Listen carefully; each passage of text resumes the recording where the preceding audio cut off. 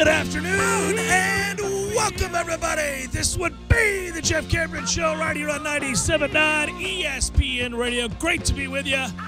Happy Redemption Thursday to you and yours. I'm Jeff. That's Tom. We're online, ESPNTallahassee.com. That's where you go to listen.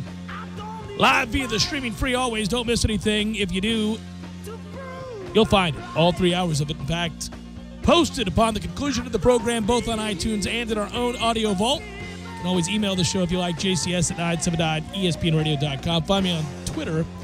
It's at J Cameron Show, WTSM app for your mobile devices. And we're on YouTube. If you want to watch us perform the show, go to YouTube, type in ESPN Tallahassee. You'll find us there. Redemption Thursday wagers forthcoming in a moment. Man, this story gets better and better by the day, or worse and worse, depending on how you like to look at it. But how about the direct tie? You can think about the levels of I don't know that people are shocked anymore by anything. I think the internet and the way that we consume media and stories and the worst and the best of everything now has kind of left people somewhat numb. So I don't know that in the same way you were shocked about things in the 70s and 80s because you weren't used to seeing certain things or hearing certain things.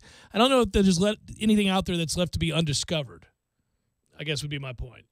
So I hesitate to say what's stunning here or what's going to be really shocking here is that you're going to see this guy, his reputation, his Hall of Fame career fall off a cliff.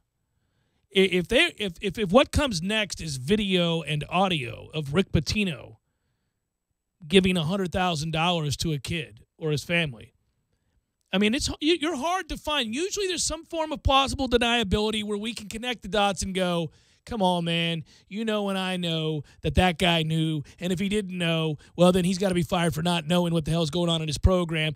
It's very rare that you find anything that is a direct link. Most of these guys are smart enough and protected enough by their own people, by their own boosters and alumni and folks, to not really be, like, actually physically there. You know, the mob has people killed, but the mob boss isn't the one doing it, usually.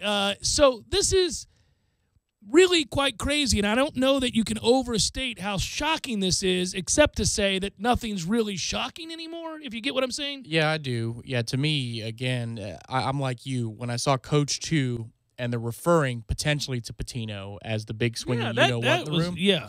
Well, I thought that was an assistant at Louisville, referring to the big man, But everybody knows it's an open secret about the big man, but you can't prove it. It's just that if Pitino wants something, he gets something. I didn't think that Coach 2 was Pitino. Holy cow. I just thought it was an underling of his. Yeah, so when you see that story and now you got a guy perhaps directly involved with this, and then you think about who he is and what he's meant to college basketball. I'm not trying to glorify him. This isn't an act of heroification because Rick Pitino is a guy that, listen, we've read many unsavory things about Rick Pitino, but whether it has to do with corruption in college basketball or little dalliance at an Italian restaurant or whatever it might be. But this... If he's on unpaid leave, he's basically fired amid a federal investigation into fraud, corruption. Is Coach 2 played a role in funneling money to a recruit?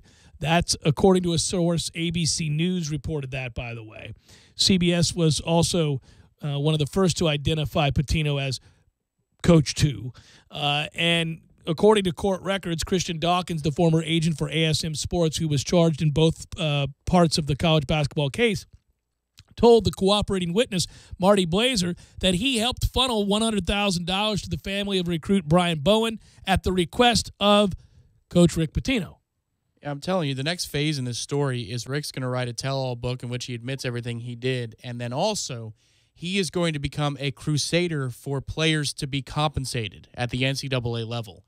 He's going to spin this thing. This is not the last you've heard of Rick Pitino. Well, it's just the last you've seen him on an NCAA sideline. I think it's going to lead to some form of compensation down the line for players. I do. Now, that's many steps away, and it's a different conversation, and we get into this pain of players debate or discussion. The larger talking point It's been going on now for years and years and years.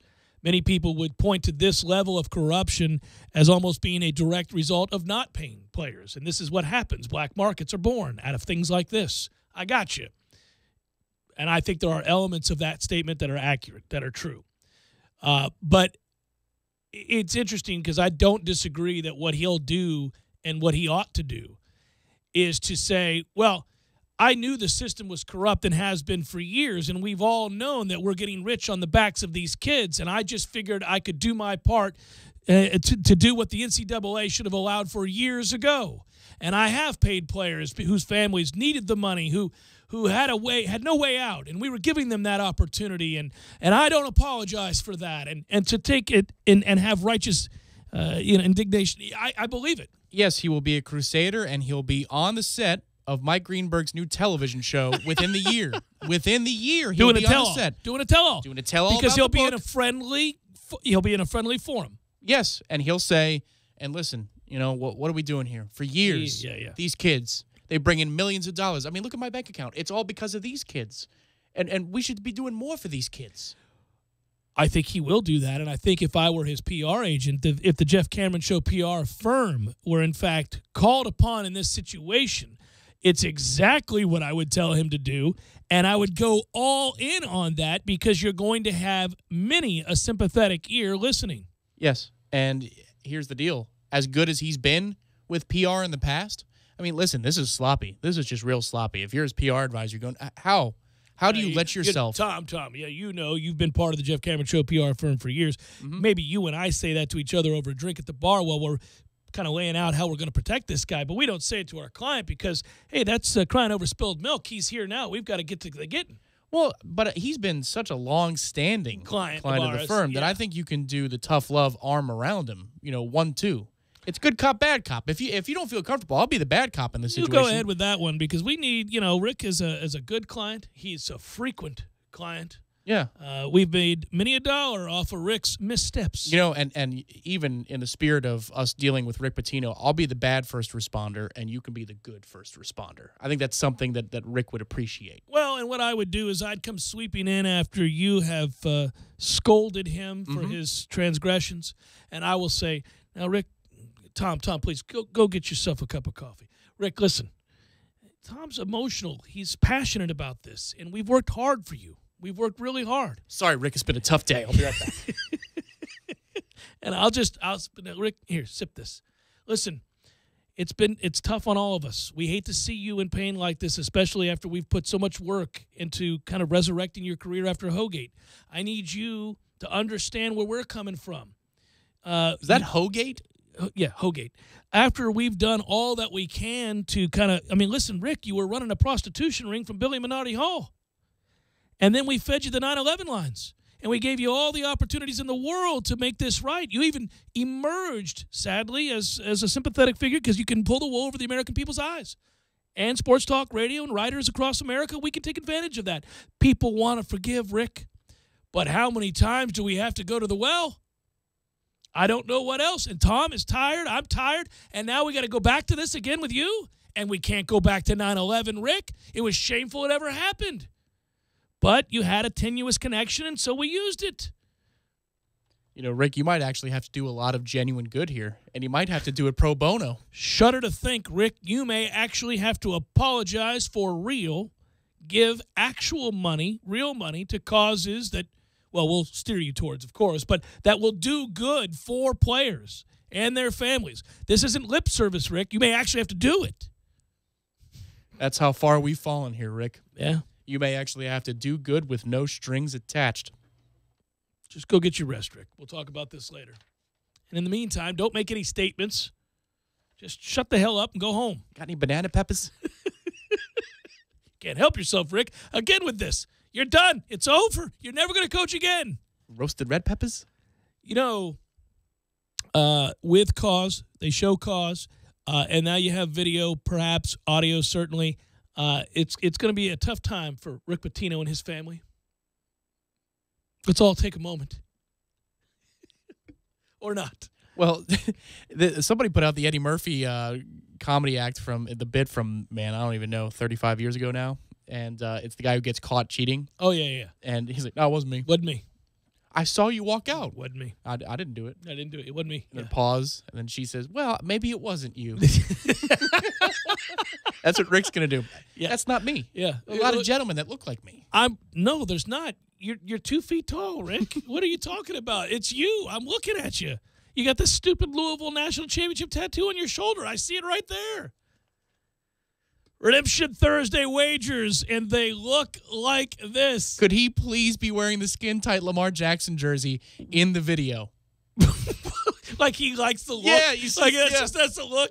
He wears dress pants and a jersey, like a Rolex, and he rolls it up. Yeah, clown show. UNLV minus 13 versus San Jose State. You might say, Jeff, you've got a gambling problem. You come at me with UNLV minus 13 against San Jose State as your lead on a Redemption Thursday. I say, hey, trying to help out fellow sporting guys or gals around here. FSU's given 7.5 to Wake Forest. I'm giving, but I'm subdued today on the given. I'm really laid back. I'm not over the top crazy with my boastful prediction of Florida State because I was that last week. And much to my chagrin, the football gods came out swinging and said, nay, nay, Cameron. That kind of cockiness will not stand, man. Illinois plus 5.5 against Nebraska. I took Illinois. That's how far Nebraska has fallen, ladies and gentlemen. I'm taking a Lovie Smith coach team in any game, anywhere. For the record, it's at home. Iowa State plus 4.5 against Texas. That's me with the Redemption Thursday gods joining hands. That game's tonight. Let's watch together as Iowa State, the Cyclones at home, run crazy on Texas, getting 4.5. I don't want the points, don't need the points. I'll take the points. Iowa State wins outright. That's right. Let's all join hands around this paper, say a couple of words. Yeah. Maybe offer up a sacrifice to those Thursday night gods. Celebrate, baby. There it is. Northwestern's getting 14.5 against Wisconsin. They're going to lose by 14, and the hook is going to come through for you and for me.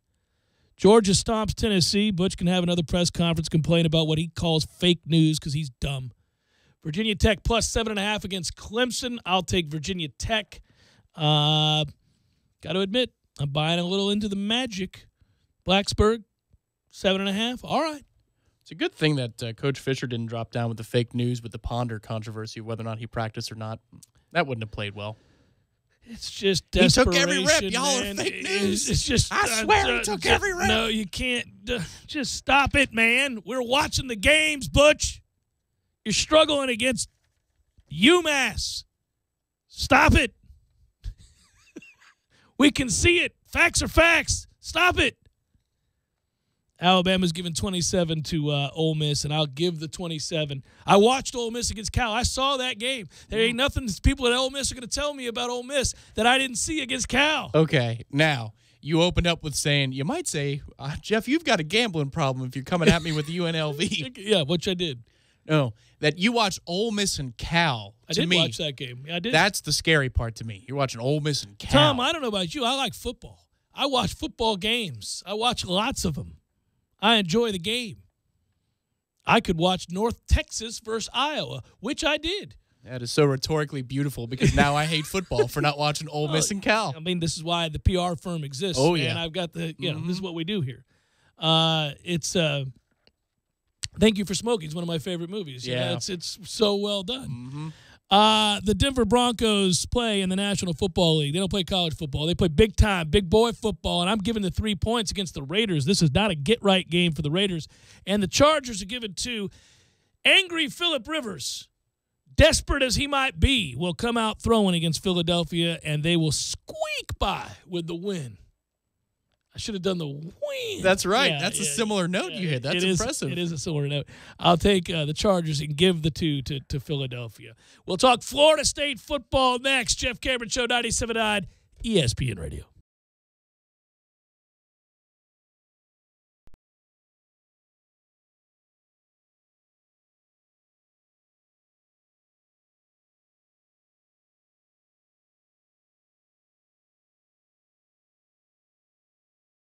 When you're in need of auto repairs, look no further than Neese Tire and Auto Service. Neese has been in business for 16 years with long-term, knowledgeable sales associates. They have the latest wheel balancing machine in the industry. And for passenger vehicles, they service AC, brakes, suspension, tune-ups, and much more. Never sit through a long wait. Neese Tire and Auto has 10 service bays to get you back on the road quickly. If you have tire problems, check out their large inventory with various Goodyear and Michelin tires. Neese Tire and Auto Service, 4792 Bluntstown Highway, 574-4100. Landowners, Mahindra's inventory clearance sale is going on now. We're reducing prices like never before on the toughest tractors on earth. Like a Mahindra Emax 22 as low as $99 a month. Or get up to $8,100 in cash back and savings. Plus, Mahindra's 7-year limited powertrain warranty comes standard. I'm talking tough, like a state of mind. Tough, like a soldier on the front line. Tough when it gets rough, like my Ford truck, always enough. I'm talking tough. Franklin Spring Creek Ford, the place to find your next truck in southern Georgia. I'm talking tough. Hey y'all, we're Chris and Preston from Low Cash. Head to Franklin Spring Creek Ford and see them about all of your vehicle needs. Plus? It's better. The E stands for easy. Easy Plus? Yep. Easy ways to save energy, water, and money from the City of Tallahassee Utilities. Your own utilities. The City of Tallahassee Utilities has created easy ways to monitor your account with E Plus Online. We can pay online, we can check our balance online, compare usage history online, and even take a free online energy audit. And I see the City of Tallahassee Utilities has created a new smart bill. Once we enroll, we do everything online. Billing, paying, everything. What a time saver. Not to mention saving energy, water, and money. And when we download the City of Tallahassee Utilities Digitally smartphone app, we can do everything on our phone. Pretty incredible. Plus, there are new authorized payment locations, like some local gas stations, grocery stores, other city departments, and more. We can even go to the Renaissance Center at 435 North Macomb Street to pay our bill. Wow. The E really does stand for easy, doesn't it? It sure does. E Plus from the City of Tallahassee Utilities. Your own utilities. Hendrick. Ladies and gentlemen, start your savings. Race into Dale Earnhardt Jr. Buick GMC for the best selection and service in Tallahassee. Get incredible discounts on racetrack-worthy vehicles, like $10,000 off select new Buicks and GMCs. We are professional grade. And that's not all. We've got a huge used car inventory, so you can find a quality pre-owned vehicle to fit any budget. We even offer low payments and exceptional offers like 0% APR financing. Hassle? No way. Haggle? Never. At Dale Earnhardt Jr. Buick GMC, you'll deal with people you know, like, and trust, and get the honest, friendly service you deserve. That's why our customers will tell you there's no better car buying experience in town. Visit us today at 1850 Capitol Circle Northeast or online at DaleJr.BuickGMC.com. And remember, you too can be a Hendrick driver. Landowners, Mahindra's inventory clearance sale is going on now. We're reducing prices like never before on the toughest tractors on earth. Like a Mahindra Emax 22 as low as $99 a month. Or up to $8,100 in cash back and savings. Only from Mahindra. North Florida and South Georgia's authorized Mahindra dealer is TNT SuperCenter, US 19 South in Thomasville, and at TNTSuperCenter.com. Offer with approved credit. See dealer for details. Program restrictions may apply. Sports are defined by stats and performance, but here's a performance stat that no one wants to talk about. Erectile dysfunction affects half of all men over 40. That's 50%. If you're struggling with ED and other therapies haven't worked, isn't it time to feel like yourself again? Learn about a long-lasting ED solution from Coloplast to get back in the game. Visit Dr. DeLay at Advanced Urology Institute, located at 2000 Centerpoint Boulevard, or call their office and set up an appointment today. 850-702-0894. The sooner you seek treatment, the sooner you can get back to feeling like your normal self. That's 850-702-0894. Why have over 3 million guys switched to Harry's razors?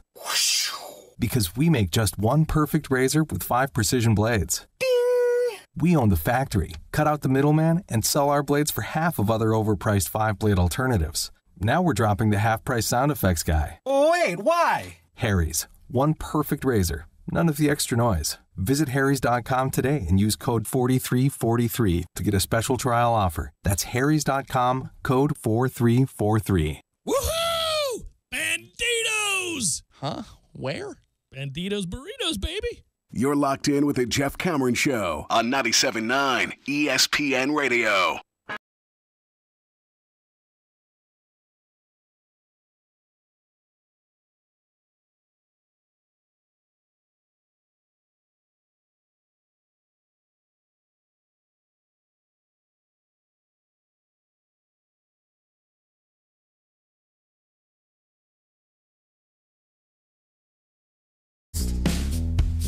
At Jay Cameron Show, at _ Tom Lang. Oh, well done, young cutter. Can we get a little ludicrous in honor of our boy, Rick? Hashtag a-hole. Yes, we can. Hashtag a-hole. Boom! I'm picturing the phone ringing. Rick on the other end. I wish Rick could come on the program today. Hello, Sandy. How are you? Oh, my man, Rick. Over under year and a half, 2 years? How many seasons before Rick Pitino is doing color analysis for a big fat paycheck on one of the networks? So he can't, obviously it won't be this year. He's out of a job. He can't be touched with a 10-foot pole. So you got nothing from Rick, nothing for nothing. If he's smart, and we'll have to advise him on this, you take it to one of the atolls and you go somewhere out in the middle of nowhere and you breathe. You live off the fact that you've made millions and millions and millions of dollars off these kids. You've been corrupt your whole life. You're a piece of garbage, but you got cash. And while it doesn't solve all of your problems and it doesn't change your reputation, it does allow for you to escape. So you take it to Fiji or wherever you want to go, and you live like a king on an island for a year, because that's what we all want to do anyhow. And you take the lobster and you maybe get a little too drunk on champagne every morning and you enjoy yourself like this is a good thing, right? You do that. And then towards the end of that year, are you thinking that maybe I just expressed my own The champagne part is just, that's so specific. There's no way you just made that up. My favorite part was the look on your face like, so he's thought this out. Like this is like maybe what he would do if he was in Fiji. Yeah, this is what I would do. A little too drunk on champagne in the morning. Unsure how the rest of the day is going to go. You just don't know, Tom. You just don't know. You know, that's the kind of fun and games we have in the Cameron household on vacation. We're sure this is going to end up. Here we are in Fiji. Oh, I'm naked at 2 p.m. This has gotten a little crazy. That's like when you read a lyric or you see a scene in a movie or you hear a line in a comedy bit, you go, well, he couldn't have made that up. That happened. That's a thing. Yeah. So anyhow, you go, you do that. You have your day. You have many days. And then the last month, make it 2 months because you got to get right. You got to clear your head. So the last 2 months that you're there, you clean up. You start jogging on that island. Mm-hmm. You drink a lot of water. You eat properly. You get your rest. And you come out ready to fight, ready to go, locked in. And you make your way back to the States, and you have your agent calling around, and soon you're hired. And now you've got your story straight. Now you've had plenty of time to work with your PR team at the Jeff Cameron Show PR firm after having flown us to Fiji to join you for a little while. And then in addition to all of that, you have an angle. Listen, can I stay at a different hotel then? Can I just arrive in a van and leave? Because I don't want Rick at the end of the meeting to say, hey, well, why don't you stick around? I know you're just down the hallway. We got some fun stuff we can do tonight. No. Rick, and he's a client, so and he's really persuasive anyhow. He's really persuasive. Like, you can't help but be mesmerized by his ability to convince you, despite knowing he's a piece of crap. Yeah. You're like, and next thing I know, I'm in your room talking to you. I'm handing you champagne going, listen, Rick wants to do some things tonight. I'm just saying, I know, Tom, I know. But, hey, listen, he's kind of a fun guy. Don't worry about it. We'll have a good time. They sound deplorable, but I swear, just when Rick says it, it sounds like it's going to be okay. Everything's going to be fine. I know. It's funny, right? You could convince yourself. And Rick is out in the hall. You absolutely loathe him. How you doing, Tommy? He keeps walking. You're like, maybe we will just go out tonight with Rick. I mean, he does always pay for everything. I can't do this job anymore, Jeff. I know it's awesome, but I can't do it anymore. At Jay Cameron Show. Can at Corey Clark be my charity of choice this week? Give me Wisconsin minus 14.5 for a box of Cocoa Pebbles. Nicely done, Goofenberg. Delicious. Well done, Goofenberg. Plus your Goofenberg. Well done. Why is Corey the charity this week? Oh, you didn't hear headlines. Corey was caught unawares. I marvel at this. I don't know how this is possible. He was not aware that there was a cereal called Cocoa Pebbles. Didn't know of Fruity Pebbles either. Excuse me? I said, what the hell? That's not real. Where have you lived? Was he just doing the thing where it's like, oh, I don't know any cereals? No. He legitimately, he thought it was crazy that there would be a cereal named after the Flintstones. Like, he didn't think anybody has ever seen the Flintstones now because it was on when we were kids. I said, what the hell is wrong with you? The Flintstones are on in reruns all the time. This shows me that you haven't parented, because here's the deal.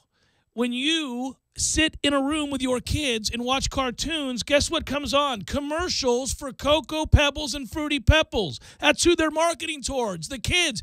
Any cartoon you watch, you see that commercial. I wonder if he's aware and maybe if he's listening, he can answer, the Flintstones vitamins? Have you heard of those? Because those are prevalent, too. God forbid anybody would have a link to the Flintstones. It's a great show. It is a great show. It's still a great show, and you can find it. It's everywhere. I'm tired. The Flintstones are coming at me from every direction. Good Lord. Hey, look at that. It's Mr. Slate. This is great stuff, isn't it? Good old Mr. Slate. So the whole deal is that's why Goofenberg wants to give the 14.5. Okay. And by the way, more than just not even knowing that Cocoa Pebbles and Fruity Pebbles existed, it's the idea that you haven't had Cocoa Pebbles because they're delicious. Oh, man. They're delicious. Mm-hmm. I mean, as a grown-up, I don't even like sugar cereals anymore. I'll get like Raisin Bran or Wheaties, or maybe the closest I come to getting a sugary cereal is like Golden Grams. My man's over here not even knowing the greatness of Cocoa Pebbles. No, man, I'm not a huge chocolate guy. I'm not a big dessert guy. It's really good. Cocoa Pebbles. Oh, forget about it. Truth. And you can never have just one bowl. You always leave the little bit of milk. You're like, well, there's a little bit of milk left. Let me pour some more Cocoa Pebbles in here. Looking a little too purple for me. I guess I got to add some more milk here so I can add a second batch of Cocoa Pebbles. You can't help yourself. It's delicious. Delicious. At Jay Cameron Show, I listen to headlines, but I want to know what evidence we need to see to warn us of another impending lost decade. You know, this is an interesting topic. People get very emotional and fired up and pissed off and everything else when you start talking about not reaching your potential, not playing to your potential, not succeeding commiserate to the talent you're bringing in. And whether you are a passionate advocate of Jimbo Fisher or certainly at some point you're beginning to question, or somewhere in between, you are looking for signs that the program's not moving in the right direction. Well, listen, I would just tell you, when you're a heavily favored football team and you lose games, it draws questions, and it also draws ire, and people want answers, and that's perfectly normal. But that hasn't been something, by and large, that has been consistent, right? I mean, the same guy that people are worried about right now after the loss to NC State is the same guy that's won on average 11.2 games a year. So, you're going to need more than just these hiccups. It's just that, 3 losses last year, 3 losses the year before, 0-2 to start the year. I don't think we've gone beyond, other than, hey, we need to make some changes on the staff. I think that's as far as we're at. That's all I think. That's completely fair, and it's also fair to say that in 2015 there weren't playoff aspirations. No. For the reasonable fans. However, the last 2 seasons, playoff was on the mind. Even last year with a redshirt freshman quarterback. Certainly this year, preseason ranked number 3. Remember the way he was talking in July of last year? I mean, the expectations were set. They were higher. You beat Ole Miss. You escaped that game. People are feeling pretty good about what the team can be and that they should be a contender to win the ACC. And by winning the ACC, you go to the playoff. Well, let me say this, too. I thought about it. We had a couple of frustrated listeners yesterday, which always makes me laugh. But I was thinking that, look, first of all, again, I want to reiterate something. He's not going anywhere, not anytime soon. But I just think that what's tough and what frustrates people is they want to see improvements that they don't think they're going to see if the current staff is comprised this way. And nobody likes to wait around for those things to happen. Nobody likes to go through the process of seeing it play out, especially when you got a lot of games left. So any fix that may be in the offerings is many it's months away. And so you have to just ride it out. And people don't like to do that. People aren't patient. I'm not patient. People aren't patient. They want this to get better now. I think it will. I think let's just start with a win this weekend against Wake Forest. We'll cross that bridge when we come to it if there's something crazy going on. I would say, Jimmy, to answer your question, since you asked me a direct question on Twitter here, what would we need to see that's proof there's not an impending lost decade on the horizon? Because I do think that's in the back of everybody's mind. Is, hey, we've been here before. We're not waiting around this time.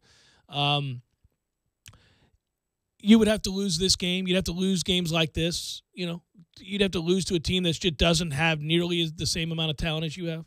Yeah, but I think it's also fair that without the lost decade conversation. The lost decade conversation is over here. Right. But if you're losing 2 and 3 games a year, but they're good teams that have talent that's like yours, man, you can't be doing that. That can't be the consistent deal. Where you get up off the mat after you get punched in the mouth year after year, and now this is 2 in a row where that's the case. And let's say they recover. Let's say they go, what would it be, 7-3? Or 8-2, something like that. We play 11 games, right? Did we play 11? I think so. Yeah, we play 11. So 9-2. Yeah, 9-2. Or 8-3, something like that. Even still, that at the end of the year, you can't forget how you felt right now, because this is the truth too. The truth could be that they did get better, but why does it always take September to get better? This is just as true as that would be. So even if you have the feel-goods by the end of the regular season, you got to remember about now and the shortcomings of now, because it cost you what you can do in January, what we thought we were going to be doing in January. Mm-hmm. I don't disagree. I think too, the observation, and I made this observation after the press conference, and I talked to him, of course, on Sunday, and I talked to Fisher after every game, and I do glean some insight from that. We talk on and off the record, which is a good thing. And I use it for context on this show. I can't always reveal what we're talking about. And it's not like we prattle on for hours. Sometimes it's very brief. Sometimes it's a little longer. But I can take from what he said on and off the air, and I can watch the interview that he does on Monday, and I can listen to the coach's show and the teleconference and all that stuff and try to gather some idea as to where his head's at. And I believe that he's really in his own head right now. Some of what he's saying is coach speak, and it's kind of gibberish. It's not really an answer to a question. It's a lot of sort of just filler, like filibuster stuff. Well, we just got to do better. We got to coach him better. We got to stop making mistakes. These coaches say these things because they can, and they don't have to really give you a real answer, and they can move on. But to me, he does that when he's really thinking about what he does need to do. And you can see the faraway look in his eyes. Not the absent. He's not absent of thought. He's lost in thought. There's a difference. He's lost in thought as he answers this question with non-answers. I'm not saying he's avoiding answering. He's just not going to tell you, hey, I'm going to fire this guy at the end of the year, and now I'm considering who I can go get. He's not going to say that. What I'm saying, he'll give you an answer because he has to give you an answer, and it's not even a real answer. It's just football talk. It's just coachism. It's idioms. It's things like that. And he'll say those things, and then he's in his mind. Damn it. Okay, so if, let's say, you beat Wake Forest and you do so in unimpressive fashion this weekend. So you get a win, 10, 13 points, something like that, which you could say, rightfully, well, it is impressive because we haven't won a game yet. But you know what I'm talking about. There's I wouldn't moments think that was impressive. I mean, if you win 20-10 or something, I'm gonna be like, could say, excuse me, not you. But you have moments on offense and defense where it's much of the same from the NC State performance. It's just you're playing a team that's worse, and therefore you're going to win with that type of effort. If you're Jimbo, what do you do? I mean, do you have to step over to the defensive side and micromanage that side and trust Randy? I mean, how do you manage your time in that situation? You identify somebody that you can trust, first of all. I think Randy is a good call. He trusts Randy. So I would then, at that point, not micromanage my offense. I wouldn't have my head in the playbook, per se. I would turn that over to – it's just me. I'd turn that over to Randy, whom I trust, and he's proven he trusts him. Because I tell you what, Jimbo likes calling plays, so for him to have turned that over to Randy at times for long stretches tells you he trusts him. And Randy's track record is very good with young quarterbacks, so I'd turn that over, and I would start to micromanage the areas of concern, the ones that have let me down time and again, the areas where I feel, frankly, a little betrayed. But you know what the hard part is this weekend?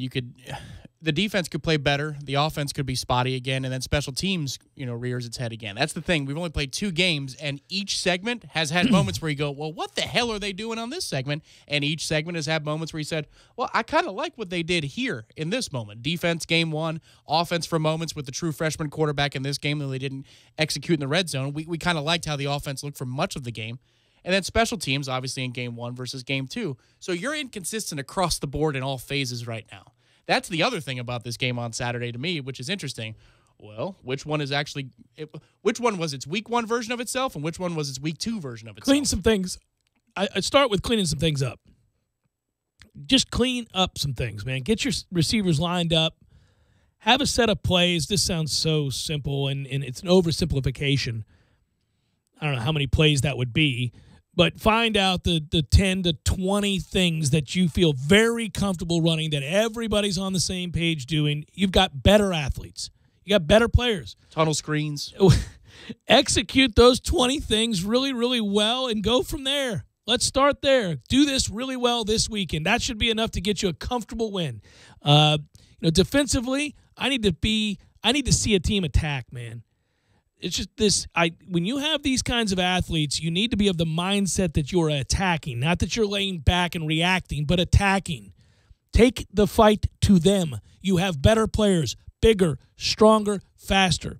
They all look like they're thinking constantly instead of just playing. So there is a problem with that because you're not allowing guys to be unleashed and let them use their athleticism to dominate games. Yeah, consider 2 examples in the championship season, and while fully understanding that LaMarcus Joyner was a cornerstone piece to that championship puzzle, I got you.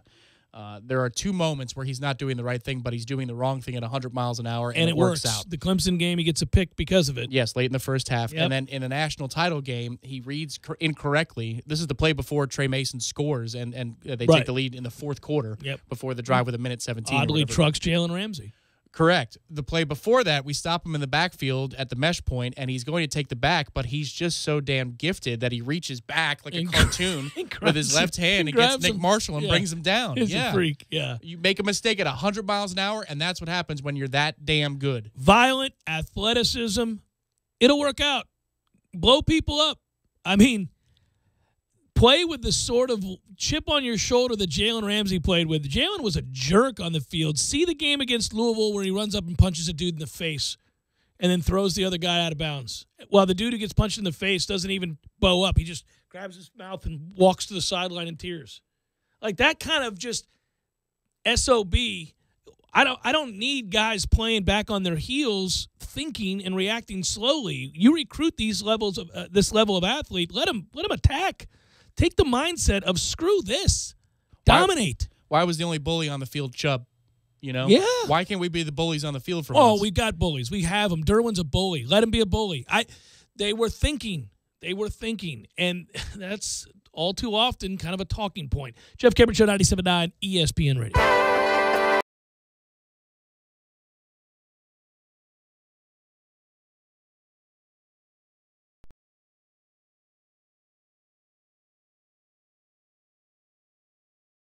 When you're in need of auto repairs, look no further than Nice Tire and Auto Service. Nice has been in business for 16 years with long-term, knowledgeable sales associates. They have the latest wheel balancing machine in the industry. And for passenger vehicles, they service AC, brakes, suspension, tune-ups, and much more. Never sit through a long wait. Nice Tire and Auto has 10 service bays to get you back on the road quickly. If you have tire problems, check out their large inventory with various Goodyear and Michelin tires. Nice Tire and Auto Service, 4792 Bluntstown Highway, 574-4100.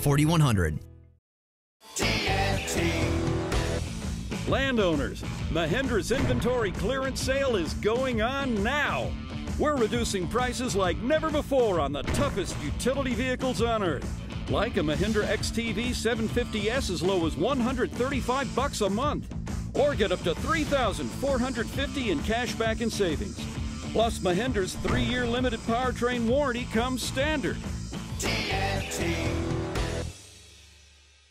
I'm talking tough, like a state of mind. Tough, like a soldier on the front line. Tough when it gets rough, like my Ford truck. Always enough, I'm talking tough. Franklin Spring Creek Ford, the place to find your next truck in southern Georgia. I'm talking tough. Hey y'all, we're Chris and Preston from Low Cash. Head to Franklin Spring Creek Ford and see them about all of your vehicle needs. Especially when it comes to hiring the right people for your growing business. That means finding the right candidates with a powerful suite of tools. Tools that are easy to use and get the job done quickly. And nobody makes it easier than Indeed.com. Post a job in minutes. Simple. Set up screener questions to help you find more qualified candidates. Simple. Review applicants, take notes, and schedule interviews from a user-friendly dashboard on your phone, tablet, or desktop. Simple.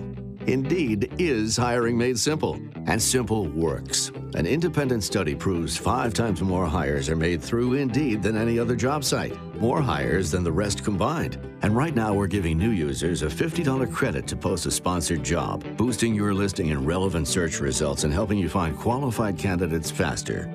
Claim your $50 credit at Indeed.com/credit. Indeed, the world's #1 job site. Terms, conditions, and quality standards apply. Hi, Chris Kraft for Kraft Nissan. In Tallahassee, thank you for your help. Our end-of-the-month number is down to 49 new Nissans in the next 5 days, so let the countdown continue. Seriously, for 5 more days through Monday, October 2nd, and we will be open this Sunday, we have huge post-storm offers we may never see again. Plus, I've told you that September is the close of our biggest quarter, and Kraft Nissan is poised to hit our largest dealer bonus ever. And you know me, I believe in sharing that money with you. We hit our number, you save thousands below invoice, and we both win. Even better, we hit 49 more new Nissans, and Kraft Nissan will donate an additional $7,500 to the Capital Area Red Cross, and that's in addition to the $5,000 we gave earlier this month. And to help us hit our numbers, all Rogues in stock are $4,000 off MSRP. All Altimas in stock are $6,000 off MSRP, and I've got over 150 to choose from. I'm telling you, Kraft Nissan will seriously entertain all offers, and you will save an additional $2,000, $3,000, even $5,000 during these final 5 days of Nissan's hurricane relief incentives. Kraft Nissan on Mahan Drive between Academy Sports and Costco. And now, a Sport Clips well-played moment. Gentlemen, as you sit in your car or on your stationary bicycle to victory, what do you ponder? Do you think about the fantasy trade your soon-to-be ex-best friend denied? That speech you rehearsed in the shower to confront the loud chewer at your office? Or have you forgotten what you think about? Fear not, because we have a lot on our minds, which includes a head of hair that must be maintained. Sport Clips Haircuts knows this, which is exactly why they created the ultimate haircut place for men who have other things to think about. A great MVP haircut experience with a hot steam towel, massaging shampoo, and sweet, sweet sports on TV. Everything you need for the hair on your head and face with little thought, planning, or preparation. Watch sports, feel great, problem solved. Then when it's done, look in the mirror and say to yourself, "Well played, sir. Well played." Sport Clips Haircuts. Find a location near you at sportclips.com.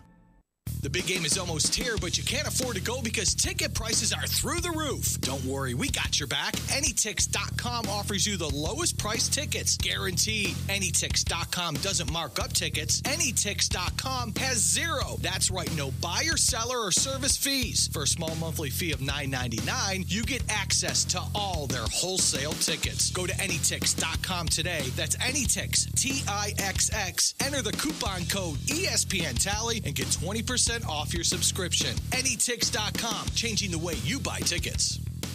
Get your weekend started right here on 97.9 ESPN Radio. Saturdays at 6 a.m. with Fishing Florida Radio. Listen to the three amigos, Boudreaux, Steve Chapman, and Captain Mike Ortega as they catch you up to speed on what's new and biting in the North Florida region. Big-time guests, celebrities, interviews, and 3 hours of the fishing info you need. Fishing Florida Radio is brought to you by Sea Quarters Marina off Highway 98 in Carabel. Sea Quarters Marina, your full-service marina, and presented by Hobbit American Grill, locally owned and operated since 1978.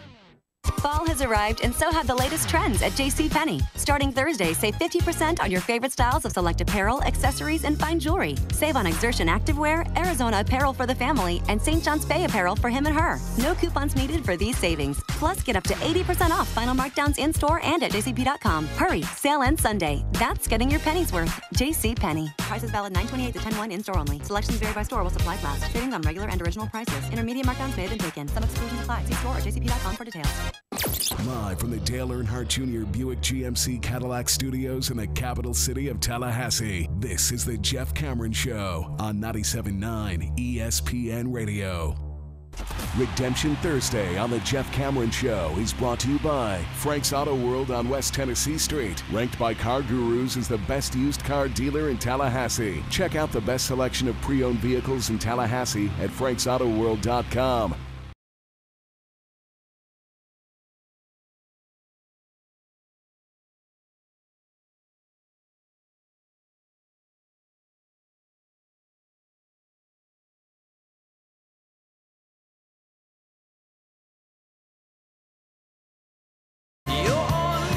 Jeff Cameron Show, 97.9 ESPN Radio. I think this is, Casey, I think you're misconstruing here. You have to think on defense when there's an NFL quarterback back there and a badass H-back. When I say think, I'm talking about playing passively, not allowing athleticism to come to the forefront because you're unsure of what you're supposed to do. There are principles against certain looks. Players know assignments regardless of who's back there, whether it's Tom Brady or somebody else.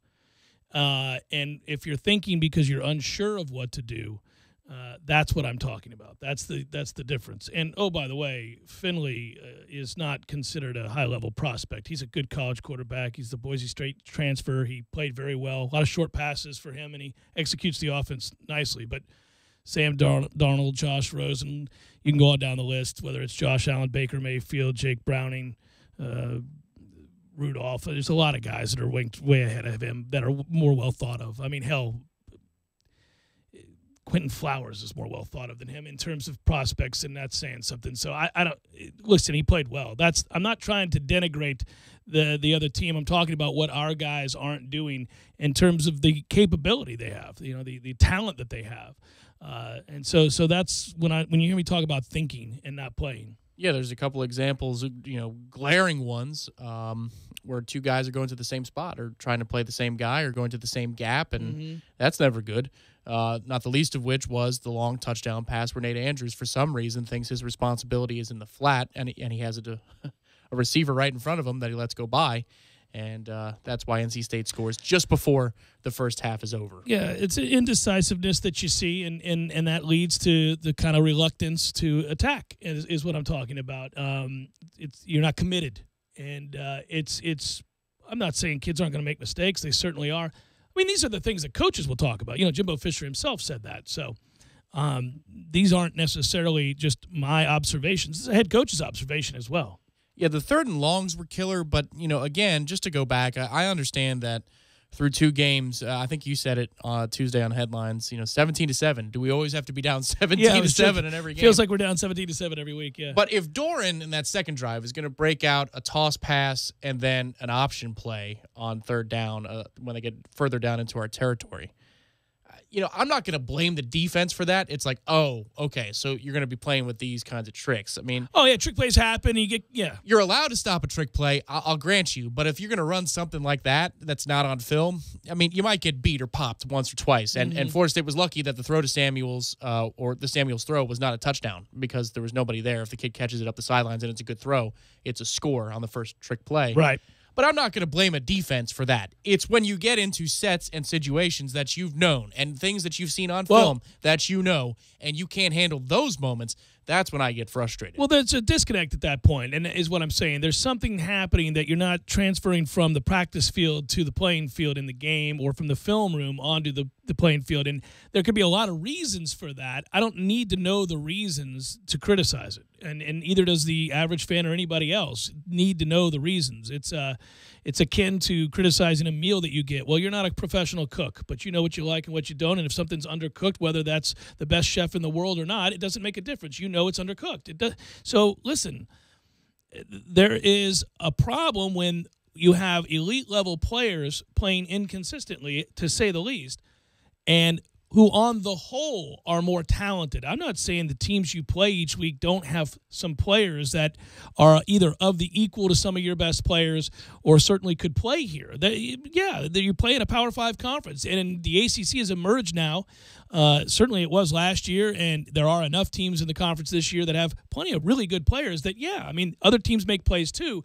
But by and large, you look at the recruiting rankings, you look at the consistency with which they bring in talent, you look at the draft, it'll tell you there are more talented players at Florida State than the vast majority of teams we're facing, period. Here's a fascinating question for you, because I just was thinking about it through 2 games. Is NC State's offense better than Alabama's offense? It might be, yeah. Well, because of the quarterback making good decisions, making good throws, and being able to consistently execute those. He's accurate. He's not asked to do a ton, but what he's asked to do, he does well. You give them credit for that without question. I'm more worried about my team than I am sitting around worried about other people's teams. And certainly when we talk about these things, it's not on balance. We're looking at Florida State. It doesn't mean that I think every team we play is devoid of talent, but he wasn't asked to do a ton. What he was asked to do, he did exceptionally well. They executed. Florida State didn't execute, and that's the troubling aspect of this. I think, they present more to worry about. I think Alabama obviously has faster players. Ridley is the best player on either of those 2 offenses between Alabama and NC State. But NC State gives you more to consider. It's just, you should still be able to consider it like that because you know what they're doing. They're not trying to beat you up the seams, man. They're not playing zone read football. Let's play pass and pop right behind the linebacker level. That's not exactly their plan. So it's just the underneath throws that were the killer, I think. I think that's what frustrated most fans. And because you knew it. That's the scouting report. There it was. It's literally in front of you. Mm-hmm. And then at times you can't make tackles. At times the coverage isn't, up on your man close enough. And then there's the third downs, third and forever. Well, just 2 or 3 of them in the game that you just, come on now. I think the thing is, again, and I gave him credit for it on Monday, and I appreciate this because otherwise it would be a folly to have the discussion. But you don't have to. Your thought process could be, well, I don't know, Jeff. I think it's this problem, or somebody else might think, well, you're hitting the wrong things here. I'm more upset about this. I'm regurgitating what Coach Fisher said. I'm telling you what he talked about. I'm telling you about the frustrations he feels. So to me, that combined with covering this team for 20 years and watching a lot of football and playing football, you can glean a little something from that might let you clue you into the fact that there's some issues and there are things that have to be cleaned up if they're going to reach their potential. That's the whole deal. It's not unreasonable at all to expect that, especially because, they're not volunteers, meaning the coaches. They're paid handsomely to make sure the kids understand these principles, understand these things that they are certainly willing to tell you they go over all the time at practice. So that's the disconnect I keep referring to because I believe that's true. The limited practices we've been able to see over the years, we watch them rep these things. Time out. Your chair and microphone aren't aligned properly. I'm sorry. You're not in the right position. Hour number 2, forthcoming. Stay with Jeff Cameron Show, 97.9 ESPN Radio.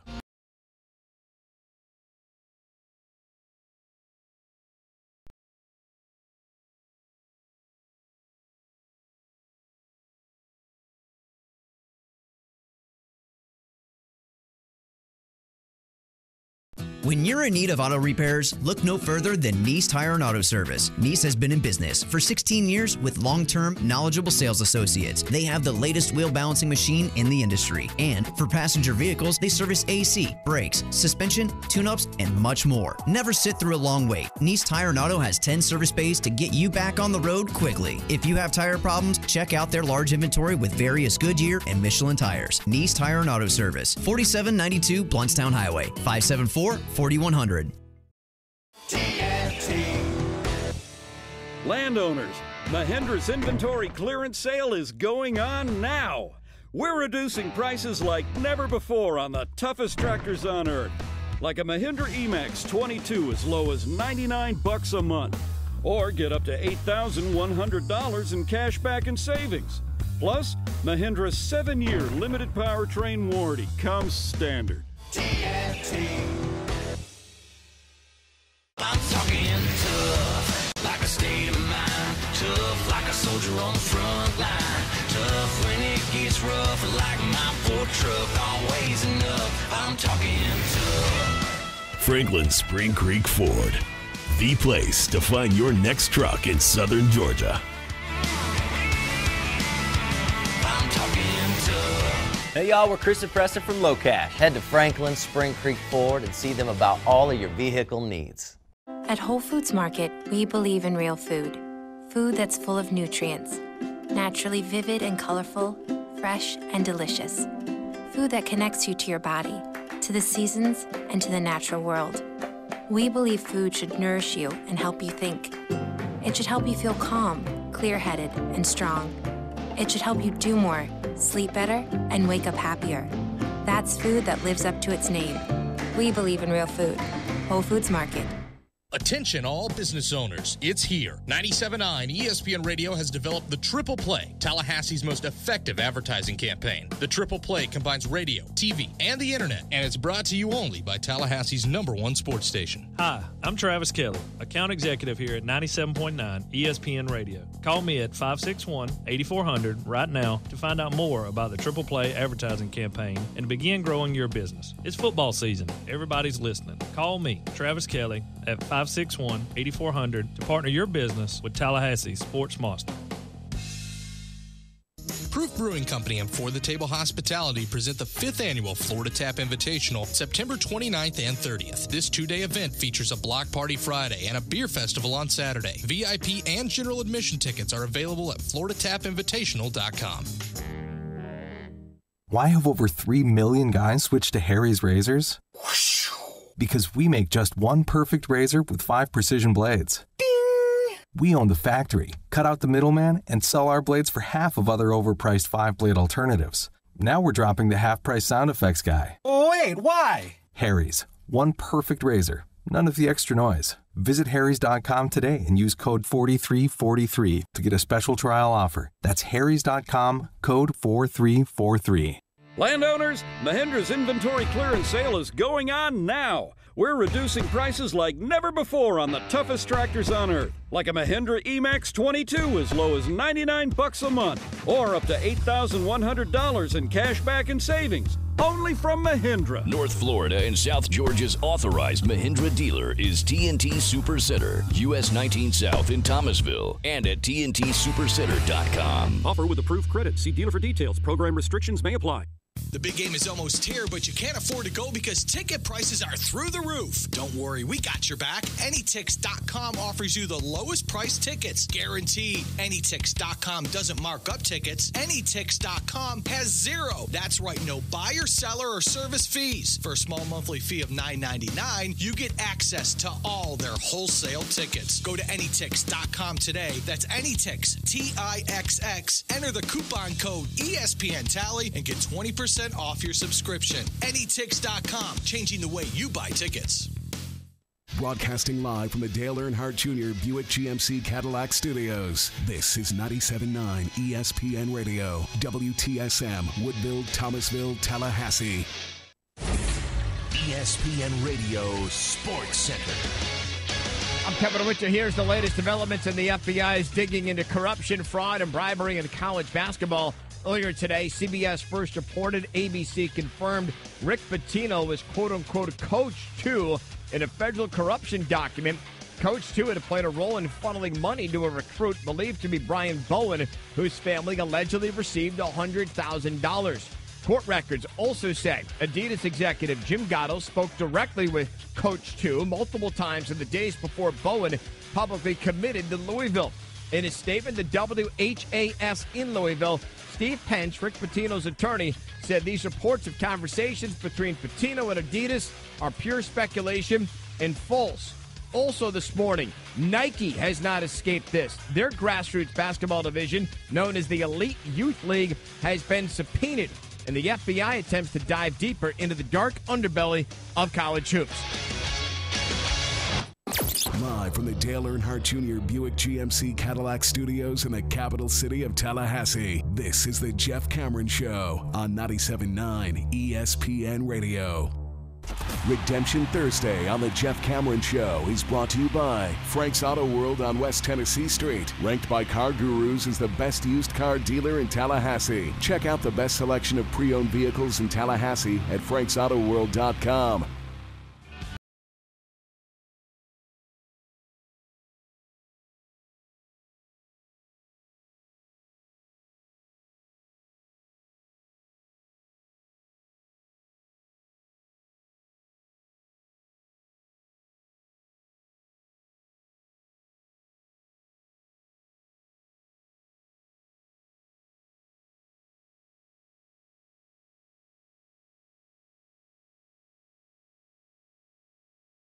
Number 2, Jeff Cameron Show, 97.9 ESPN Radio, and a fine Redemption Thursday to you and yours. I'm Jeff. That's Tom over there. We're online, ESPNTallahassee.com. That's where you go to listen live via the streaming.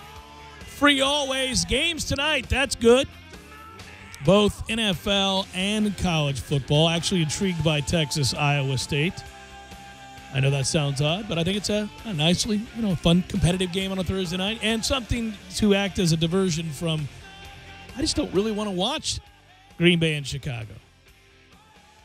You strike me as somebody who's going to watch Green Bay, Chicago. Is there a fantasy element to this? I mean, a little bit. Fantasy football element to it. Sure. But I may have both on. I got a 2 TV setup right now. Well, that is the beauty, is that we all own more than one television.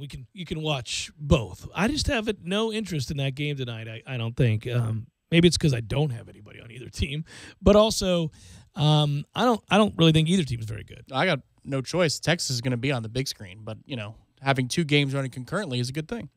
There was a stretch for years and years and years where we would all, me, the listeners, emailers, this long before Twitter ever existed, I would gather all of the Thursday night football games at the end of the year and look at the wagers because it was a curse waiting to happen. If you bet the Thursday night game, especially if you bet the favorite, you lost every time. And it was a run. You remember, well, obviously this was the talk about what Thursday night football was. This was the reason that folks lamented anytime they saw Florida State playing a road Thursday night game. You're like, well, here we go. This is what happens. Got to go on the road. And I used to get so mad because, well, this was frankly my Florida State arrogance. I'd say, can't you just tell the conference we're not going to go? Like, at that time, the frustrating part was Michigan wasn't playing road Thursday night games. Oklahoma wasn't playing road Thursday night games. Southern Cal wasn't, and you thought, I feel like we've earned our place on that ledger. I'm not playing a road Thursday night game. We're just not going to do it. But, of course, we did, and at that time, certainly the ACC didn't have a lot of say in the matter. I mean, it was a promotional thing more than anything else, and it wasn't as if ESPN or anybody else said, yeah, give us Wake. No, they wanted Florida State.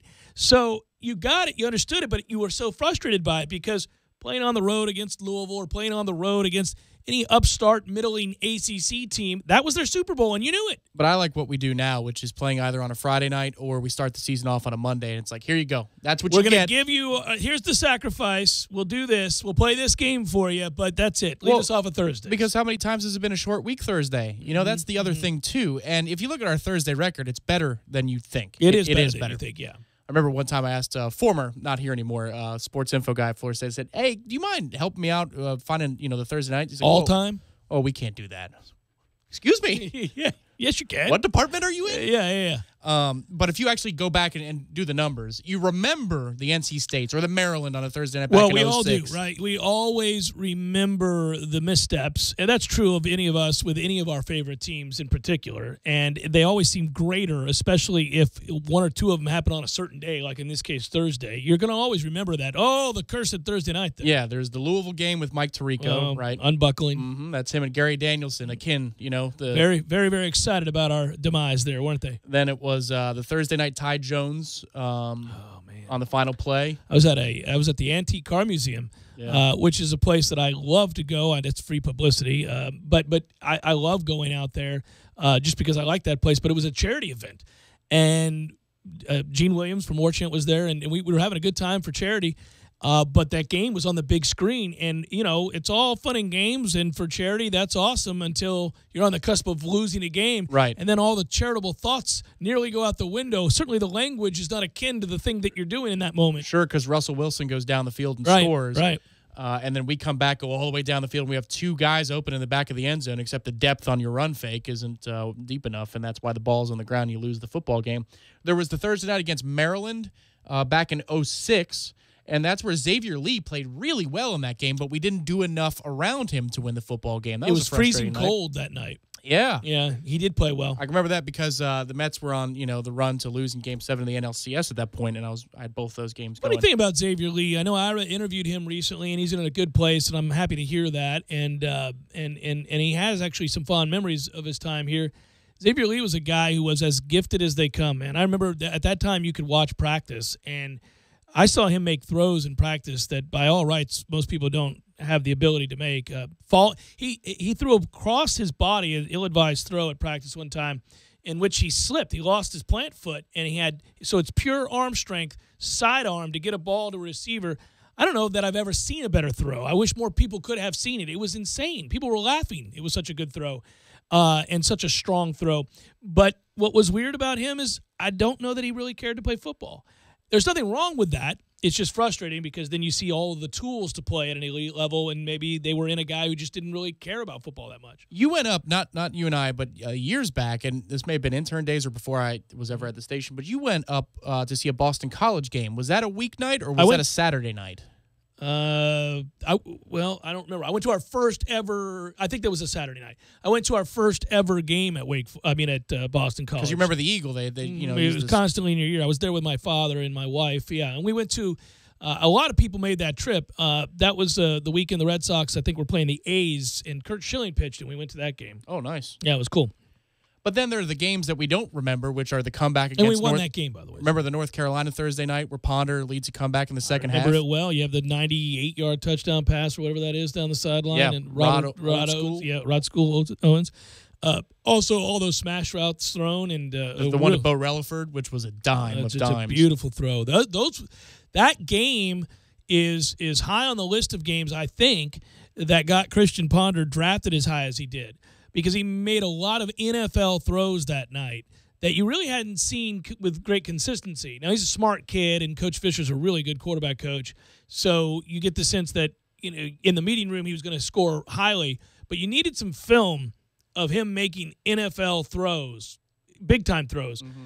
And he did in that game consistently. The second half, just throw after throw to the wide side. He really made some nice throws in that game. I can remember when we were coming out of the lost decade, and we may have been coming off of a loss, but we played Boston College on a Thursday night, and we were all leery and weary from the past few years of the fortunes and how difficult, at best, the game was a difficult win.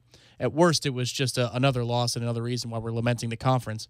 But we ended up beating Boston College like 40-0. Mm-hmm. Then there was the Louisville game on a Thursday night. Obviously not around a great time, but we came all the way back in 2014 on a Thursday. So, there are plenty of highlight moments, too. We had a great time that night. You say it's not a great time, but it's something I can freely talk about now. That's when my youngest son got real sick, and we had to go to Shands and all that. I couldn't have known it was going to happen. We were at Corner Pocket for a watch party, and I was under the impression at the time that Clark was going to be okay and everything was going to be all right, and he was just like a weird sickness, and they were already telling us we were going home and all that from the hospital, and and so I watched that. I'm glad I didn't know what was to come because we watched that game in awe of the comeback. And, Jameis makes the tackle and forces the fumble off of his own interception, which I think really changes the game. Yeah. And then, obviously, that second half, the rest of that game happens. Probably there's like 2 or 3 games. It's great when I think it's great over time. Obviously, I covered games as a single guy, not that far removed from being in school, to a married guy, to a guy with kids. The games you tie into those moments. My oldest son, Bryce, was born the next day, but on into that night of the Thursday night football, or excuse me, it was a Saturday night. It was Saturday, yeah, Saturday night against Boston College. The Geno interception of Matty Ice. I believe that was 2007 because that was the year that all the number 2 teams in the country lost. Yeah, USF, had Florida. the pick 6 at the end, and then went home. I ran in a charity 5K that day, and all I wanted to do was sleep. And so I went to bed, and 15 minutes later, my wife told me her water broke, and I was so selfish and tired that I said, "Oh, I don't think so." She's like, "I think I know." No, we're good. Come on, hon. Let's just. Come on. I think we should sleep. What are we being a little dramatic around here? Nobody's or something? water broke. It's fine. Let's just sleep. Boy, oh boy. Yeah, that is. Yeah. So that game also I hold near and dear to my heart because once I kind of got out of my stupor there and realized we needed to get to the hospital, and you got time, by the way. I don't know. You're not married yet. You don't have kids yet, so you don't know this. But you think that it's going to be one of those things where, oh, gosh, my wife tells me it's time. We got to race up. You got time. Take your shower, get cleaned up, get ready to go. Grab your suitcase. Going to be a little while. Take your time getting on in there. You don't have to go 105 miles per hour. I know there are some cases where that's not true, but by and large, you have time. Yeah, but I'm sure the adrenaline's going. Yeah. I mean, you're not just buttoning it up one at a time. No. At a time, you're like, holy bleep. Yeah, you take a deep breath and say, "Here we go." Yeah. But that's funny because I can tell you what happened that night. Okay, so Florida State wins that game. Wife is going to have my oldest, and we get to the hospital, and it's a process. And then anyhow, when she's finally going to have Bryce, the Bucks are beating Arizona on in the room. It was a 1:00 kickoff, and the Bucks beat Arizona. And I told her, I was like, "Bucks just scored, hon." Did you stay by her shoulders? Yeah. Yeah. Good job. That's what I hear. That's the play. Some people are the other way, man. Some people say no, you gotta go all in. No, you don't. I agree with you. She doesn't. She doesn't have to. I mean, she's got to feel it, but she don't have to see it. You know what I mean? Sure. It's a hell of a thing. It's a hell of a thing. We're not getting into that. Okay. We're not getting into that on the air. Jeff Cameron Show, 97.9 ESPN Radio.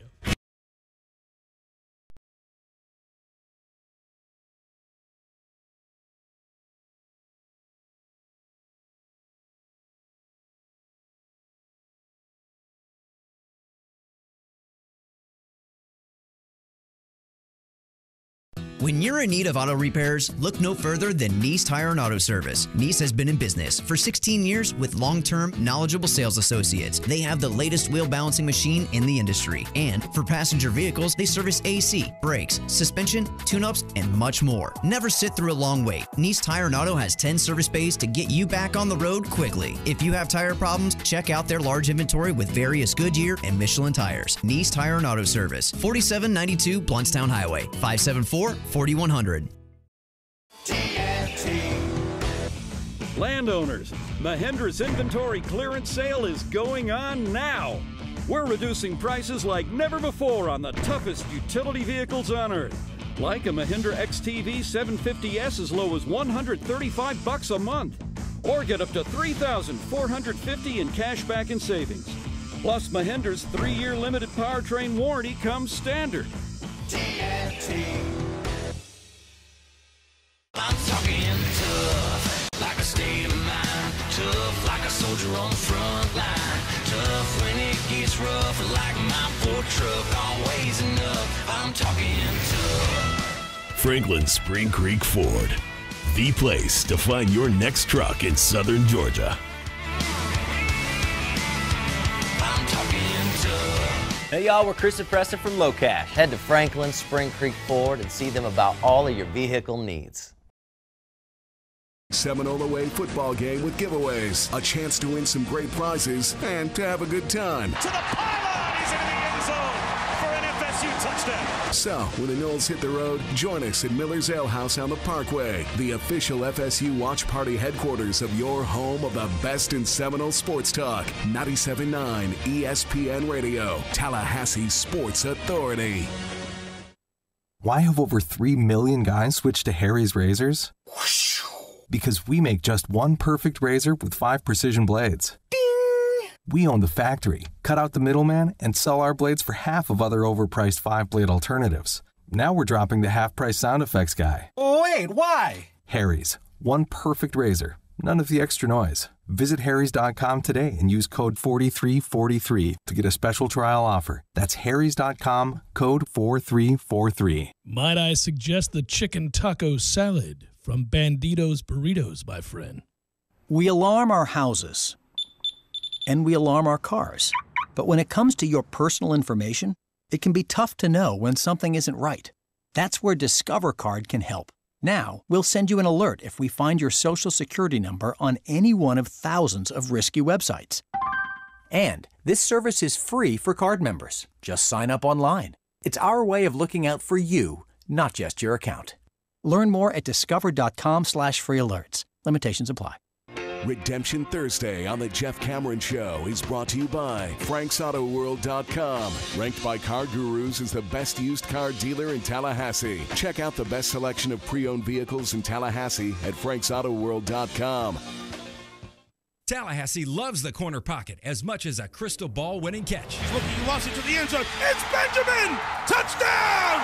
With 13 seconds left. The 97.9 ESPN radio special is a must-have every Monday and Wednesday at the corner pocket. 10 mouth-watering wings, a fresh side of fries, and a chilled domestic pint of beer are just $9.79 all day long. Be sure and try the fish blend of sauces, a true wing eater's favorite. The Corner Pocket Bar and Grill. He's gone! Home of Trivia Tuesday, Beer Bingo Thursday, and the daily $7.99 lunch special. Proof Brewing Company is Tallahassee's first and largest production craft brewery since 2012. They are locally owned and operated inside Railroad Square Art Park. Visit Proof's expansive brewery, outdoor beer garden, and tasting room with live music on Friday evenings. Proof Brewing Company's award-winning beers 850 and Mango Wit are now available in 6-pack cans. Follow Proof Brewing Company on Facebook or visit online at proofbrewingco.com for more info. Proof Brewing Company reminds you to please drink responsibly. Don't just listen to The Jeff Cameron Show. Watch it live. The Jeff Cameron Show Streamcast. Live weekdays 3 to 6 p.m. Head to ESPNTallahassee.com today to watch live or catch up on demand. The Jeff Cameron Show Streamcast. Brought to you by Nice Tire and Auto, your trusted Goodyear dealer. 574-4100. And presented by TNT Supercenter in Thomasville, Georgia. And Franklin Spring Creek Ford. You're listening to The Jeff Cameron Show on 97.9 ESPN Radio.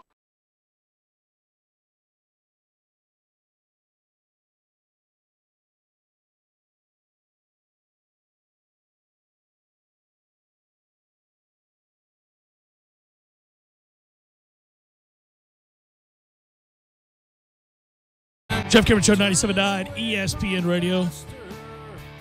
Figured you'd be happy to know, Tom, if I alerted you to the fact that there is a 31-team preview up on CBS Sports for the NHL today. 31, that's right. Vegas in the house.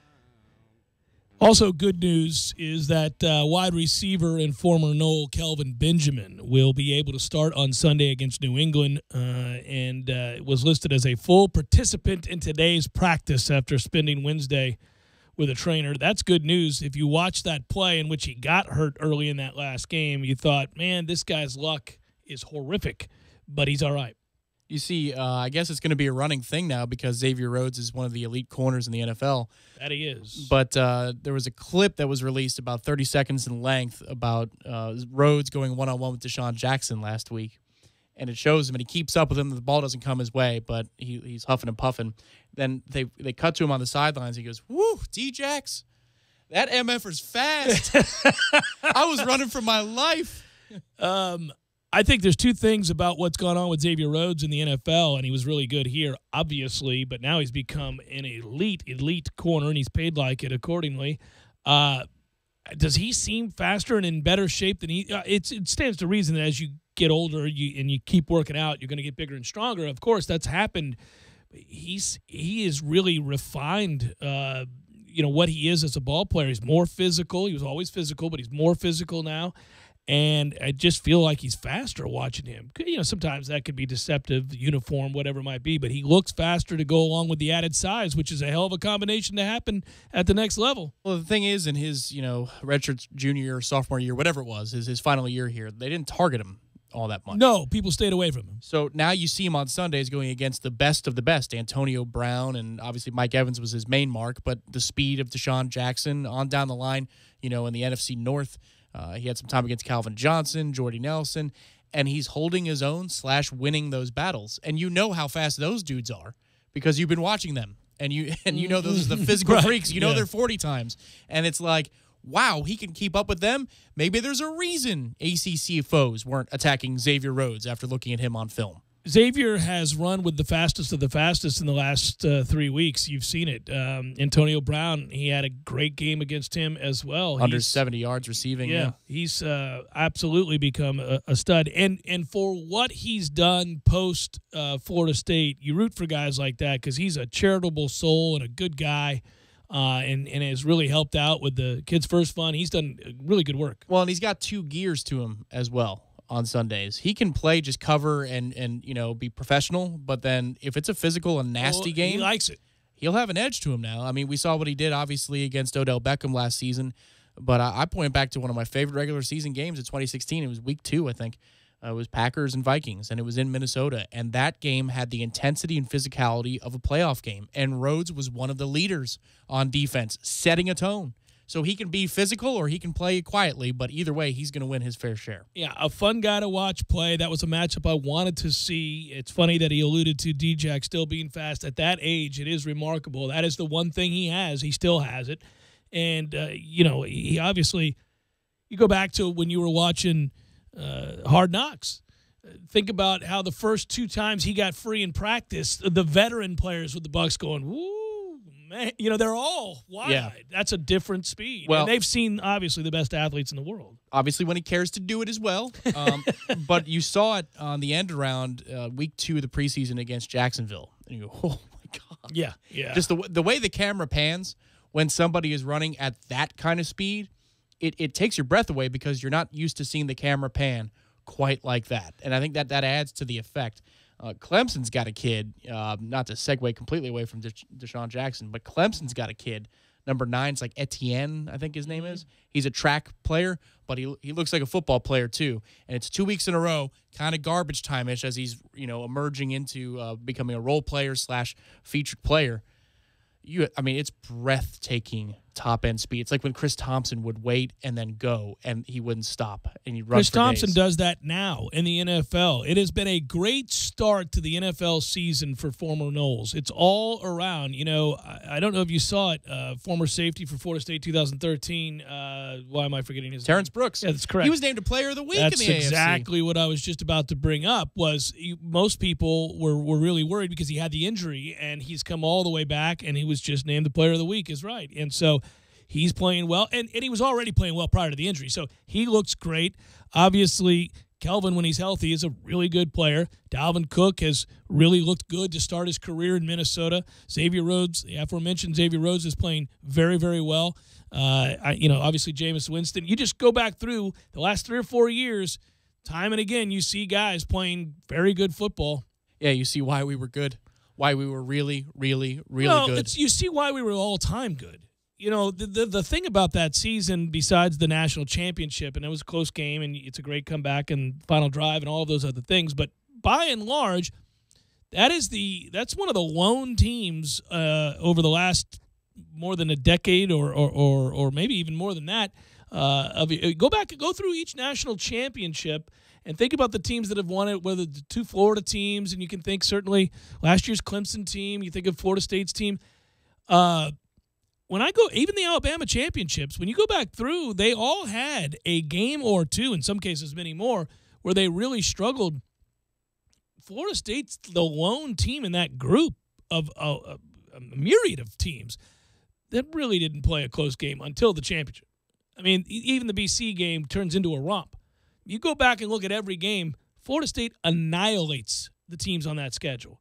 Just looking at those posters that have the score of every game, the magnitude of those beatdowns, the totality of that, the records that were set, NCAA records, the efficiency with which they dominated their opponents, it's all the more impressive as you move forward because we've seen a lot of good teams. We've seen a lot of good teams. You know, we saw the Clemson team that won it last year. And we think about all the players that got drafted off that team. We think of the players that are still there. We think about Deshaun Watson and how great a college football player he is, or was, excuse me.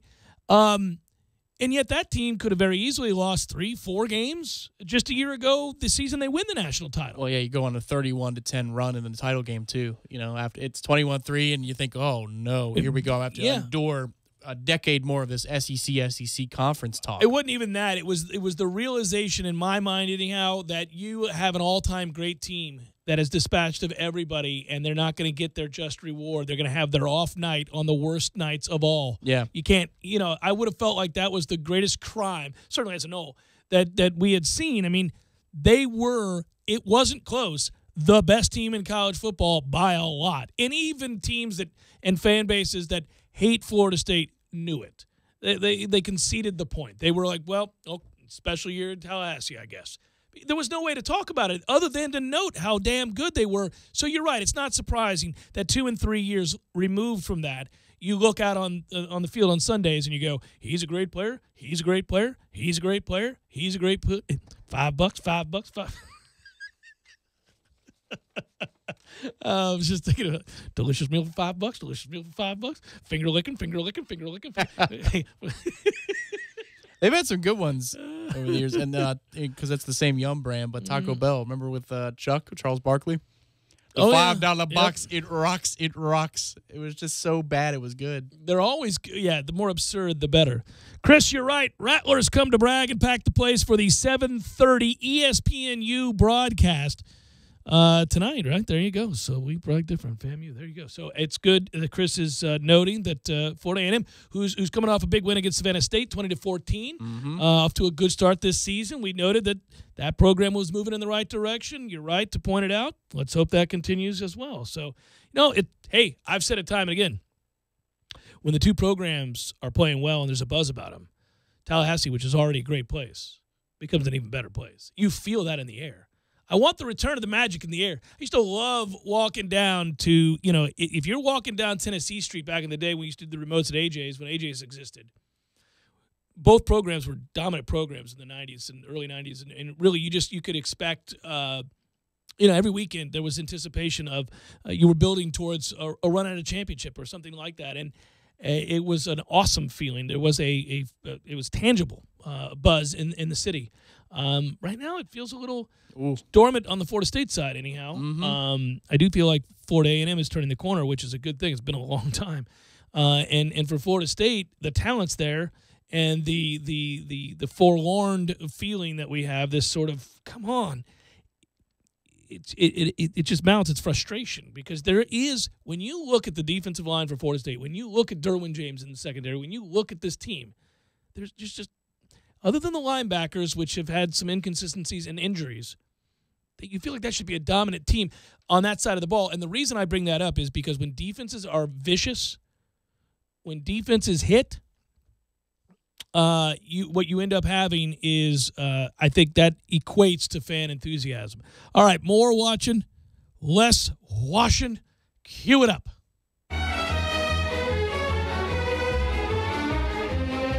Jeff, what's your plan with all of this laundry? Not my job. Excuse me, get off the couch already. Wash around the clock's got it. More watching, less washing. Ooh. Best husband ever. That's an easy one. You got a lot of great games, a lot of action starting tonight. First of all, you got the NFL and you got college football both. The things that I've talked about when it comes to more watching and less washing is the easy laundry pickup and delivery at your home or office. If you'd like to check it out, go to TallahasseeLaundry.com. From Wash Around the Clock, you'll see the ultimate in convenience and time saving. Games Friday. Avoid the laundry. Watch Miami and Duke. It's a doubleheader, like a bona fide good doubleheader of college football action. Well, it's more. I think it's Southern Cal and Washington State. That's is that the right? late game. It's the real 10:30 late game. Yeah. Miami and Duke is the earlier game that we want to watch.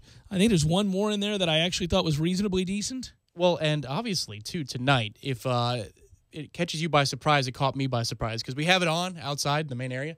The President's Cup has already started, and I just ragged on it yesterday saying that, usually I can't watch it because of football. The President's Cup. It's good. I didn't know it started on Thursday. The Ryder Cup's typically a 3-day event, but this President's Cup here is a 4-day event. So, if you're driving home now and you want to stop and at your local watering hole, there you go. You can watch the President's Cup live right now. And on Saturday, as we continue with our Wash Around the Clock, beautiful fixed position feature, which reminds you that if you go to TallahasseeLaundry.com, you'll find what exactly I'm talking about with Easy Laundry, man. Tom and I both do this. Bring our laundry here. They'll come to your house. They pick it up, and you're golden. You're not doing anything. You're getting it back a couple days later. There are various packages. You could do this once a week. You could do it twice a week, and even more. And they'll even do dry cleaning. Neatly folded. And if you have to take those clothes and put them away, I suggest waiting until Sunday night because typically we'll look at Sunday night, Monday night football for the NFL, and you say Sunday is the much better of the two, 9 times out of 10. Not this week. Sunday night's game is Seahawks and Colts. That's your NBC Sunday night football game of the week. Fairly tragic. I think Al Michaels might be sick, and Mike Tirico might have to call that one. That's not a game. Not a game that we really want to watch. As for the games we will want to watch and not do laundry as we're doing so, Georgia, Tennessee, 3:30, Mississippi State and Auburn is an intriguing game at 6 o'clock. Clemson, Virginia Tech, obviously ABC, 8 o'clock, channel 431 if you got Comcast. Very excited about. There's a part of me that's even reasonably excited about Oklahoma State, Texas Tech. So there you go. Got some games. What excites you about Oklahoma State and Texas Tech? The action? Well, they're going to score a lot of points. I think Oklahoma State is going to beat Texas Tech. A lot of smoke and mirrors with Texas Tech, but I do. Oklahoma State's got 2 players, both NFL bound, including one at quarterback. They're kind of fun to watch play the game. I said reasonably. What? I'm not invested. I wasn't talking about the points action, like the scoreboard. Oh, no. I'm a problem. I don't mess around with teams that score in the hundreds. You never know what's going to happen there. And then obviously there's the Florida State Wake game. Chef Cameron Show, 97.9 ESPN Radio.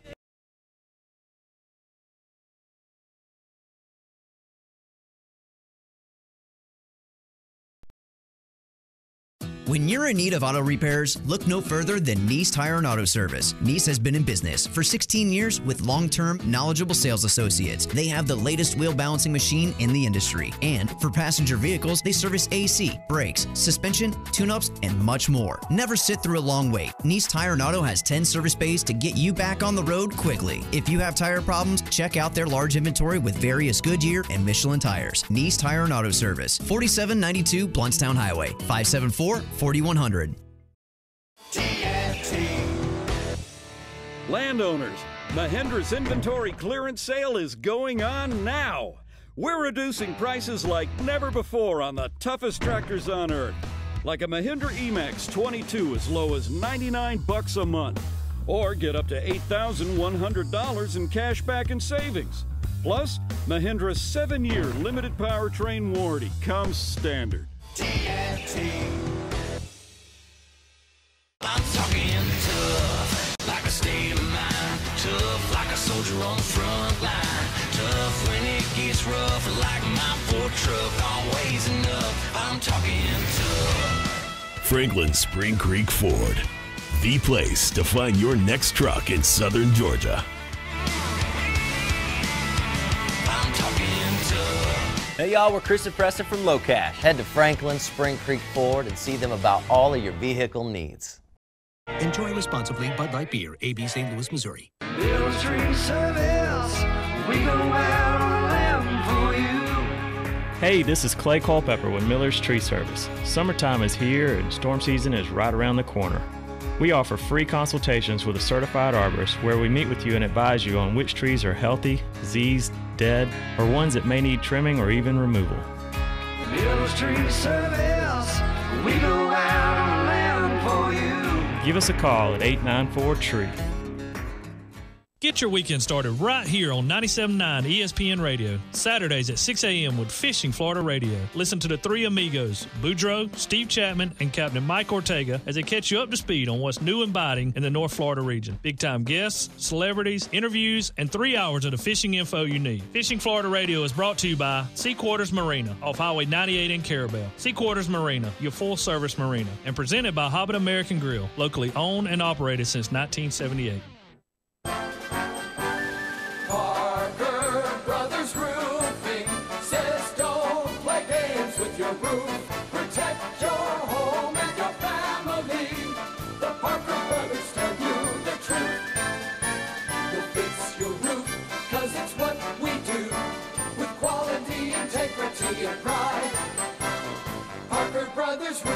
Professional every time, stay safe and dry inside. Hey, this is Travis with Parker Brothers Roofing. No one besides us wants to hear that you need a new roof. It's one of the biggest home improvements you have to make, and Parker Brothers Roofing understands. We now offer financing for 0% over 60 months. Yes, that's 5 years. Call us today for 5 years interest-free financing on that new roof. 656-8112. That's 656-8112, or go to parkerbrothersroofing.net. Parker Brothers Roofing, professional every time, stay safe and dry inside. License number CCC 049350.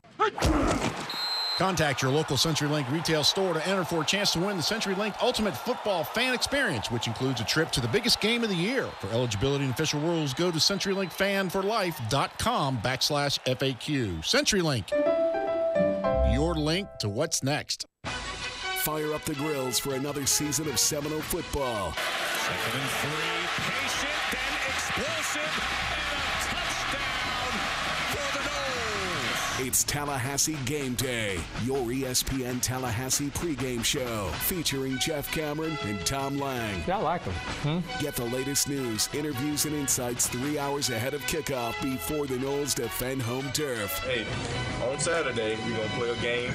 We're going to most likely win that game, and we're going to celebrate on Sunday. Tallahassee Game Day is brought to you by Whole Foods Market, a leader in natural and organic food that brings the highest quality of local and global products to Tallahassee. Whole Foods Market, located at 1817 Thomasville Road, and presented by MMT Clinics of Florida. Visit mmtcfl.com. To the pylon! That's a Seminoles touchdown! ESPN Radio SportsCenter. I'm Kevin Winter. Newest developments today from the investigation of corruption, bribery, and fraud in college basketball by the FBI. First reported by CBS, confirmed by ABC. Louisville head coach Rick Pitino is the quote-unquote Coach 2 in a federal corruption court document. Coach 2 was the one who played a role in channeling money to a Louisville player believed to be Brian Bowen, and that Adidas executive Jim Gatto spoke directly with Coach 2 multiple times in the days before Bowen publicly committed to Louisville. Now, Pitino's attorney has denied those reports in a statement to WHAS in Louisville, calling them, quote, pure speculation and false. Also today, the investigation has ensnared Nike and its grassroots basketball division, which is referred to as the Elite Youth Basketball League. They were served a subpoena this morning. Carmelo Anthony told SiriusXM Radio that a deal was done where he and Paul George were going to be playing with the Cavaliers on draft night. That was after a deal fell apart where he was going to be with the Rockets. Baseball today, Indians 5-2 win over the Twins. Cleveland a game and a half up on Houston for the best of the AL. Brought to you by JCPenney. Guys, get Levi's lowest prices of the season, like 502 regular taper fit and 514 straight fit for $39.99 each. And check out our new big and tall shop inside the men's store at JCPenney. That's getting your penny's worth. JCPenney. Live from the Dale Earnhardt Jr. Buick GMC Cadillac Studios in the capital city of Tallahassee, this is the Jeff Cameron Show on 97.9 ESPN Radio. Redemption Thursday on the Jeff Cameron Show is brought to you by Frank's Auto World on West Tennessee Street, ranked by Car Gurus as the best used car dealer in Tallahassee. Check out the best selection of pre-owned vehicles in Tallahassee at franksautowworld.com.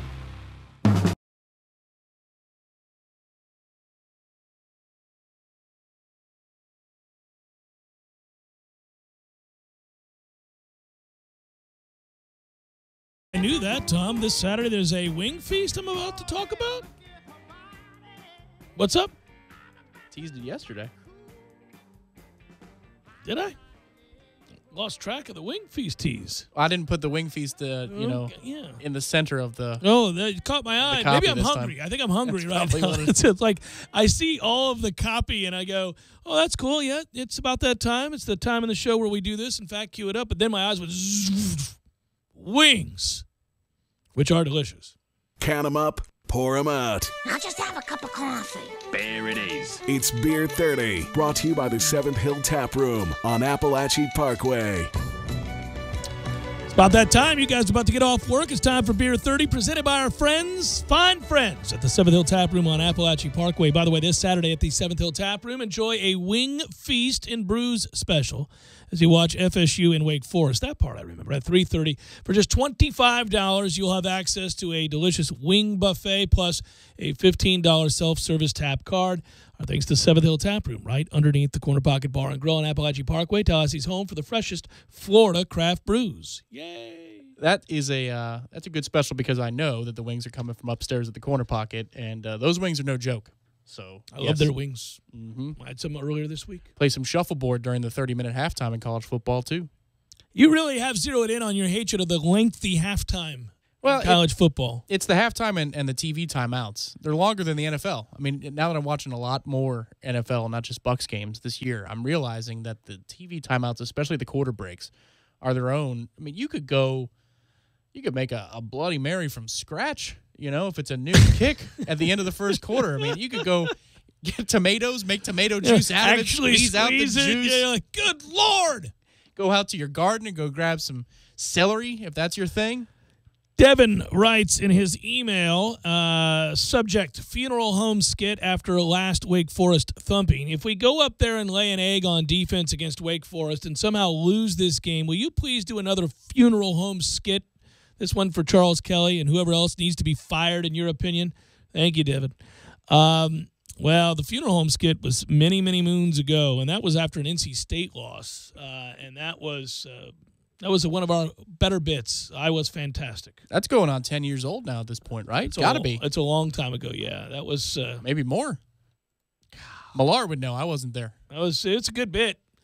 I hated having to do it, but that's where we were. I mean, you had no choice but to make fun of how far we had fallen. I can remember talking about it in undergrad, and one of my good friends who listens down in the Tampa Bay area, Eric, what's up, man? That's his favorite thing that's ever happened. When I first talked to him about the show, he's like, man, that's when I knew this guy doesn't play. Well, we were pissed.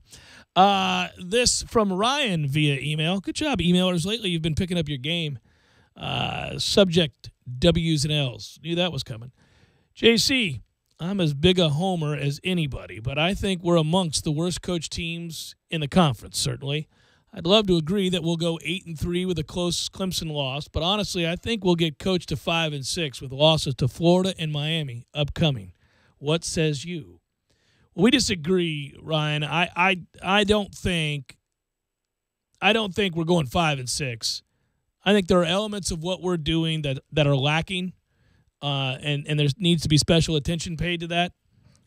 But Jimbo Fisher has proven, even in these years where they've lost some games they shouldn't lose, that he can right the ship when all looks lost. He's done that before. Hell, he did it last year. I thought last year they were in dire straits. They had a team that was, in essence, quitting on the coaching staff. And we know this because we watched it on Showtime, on that ridiculous show. But you saw real problems. I mean, again, I know I harp so much on promissory notes. I understand similar type contracts over the years have been handed out by various coaches, but they weren't usually in the same spirit. They weren't about you're not giving effort at all, and I need you to promise you'll try hard. Well, let's call it scholarship, bitch. Get out there and play. Now, that's the contract you sign right there. Have some damn pride. This was really quite silly, but anyhow, that said, I don't think we're headed for that. I do think that it's amazing what a win can do. Now, you got to go get it, and I'll grant you if they lose this game, yes, it's going to feel like all is lost. And even in that case, it wouldn't be, but, yeah, man, there'd be no escaping the fact that there are some real problems here. And I don't care.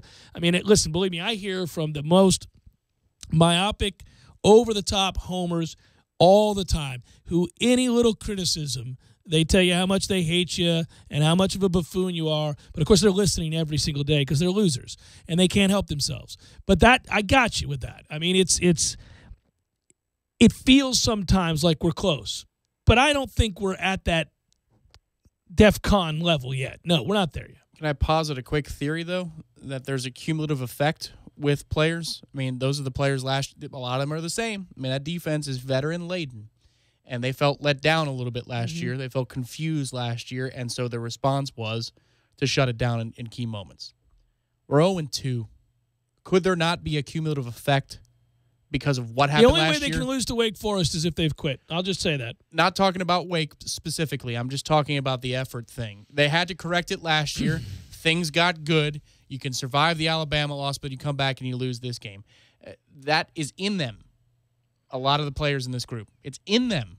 So if they're disappointed again and they feel confused again, could not that yield a similar result to what we saw in September of last year before IOU time? Systemic problems at that point, man. I can't fathom it. You just don't see. I get big-time college football where the expectation is that you're going to play for championships, and kids come in here thinking that they're going to play for titles, and once that's off the table and the team's not only not going to play for titles but are being mocked or whatever else, you get some kids that react to it in a way that I think, especially I think if you're my age, and just maybe even if you're just a little bit younger, but certainly older than an 18, 19, 20-year-old kid, it just seems crazy to you, right, as a competitor that you lay down. But we have seen it from teams all around the country. It's not unique to Florida State. I mean, we've seen teams that have high expectations come into a season, and they meet with some resistance and some failure, and they shut it down.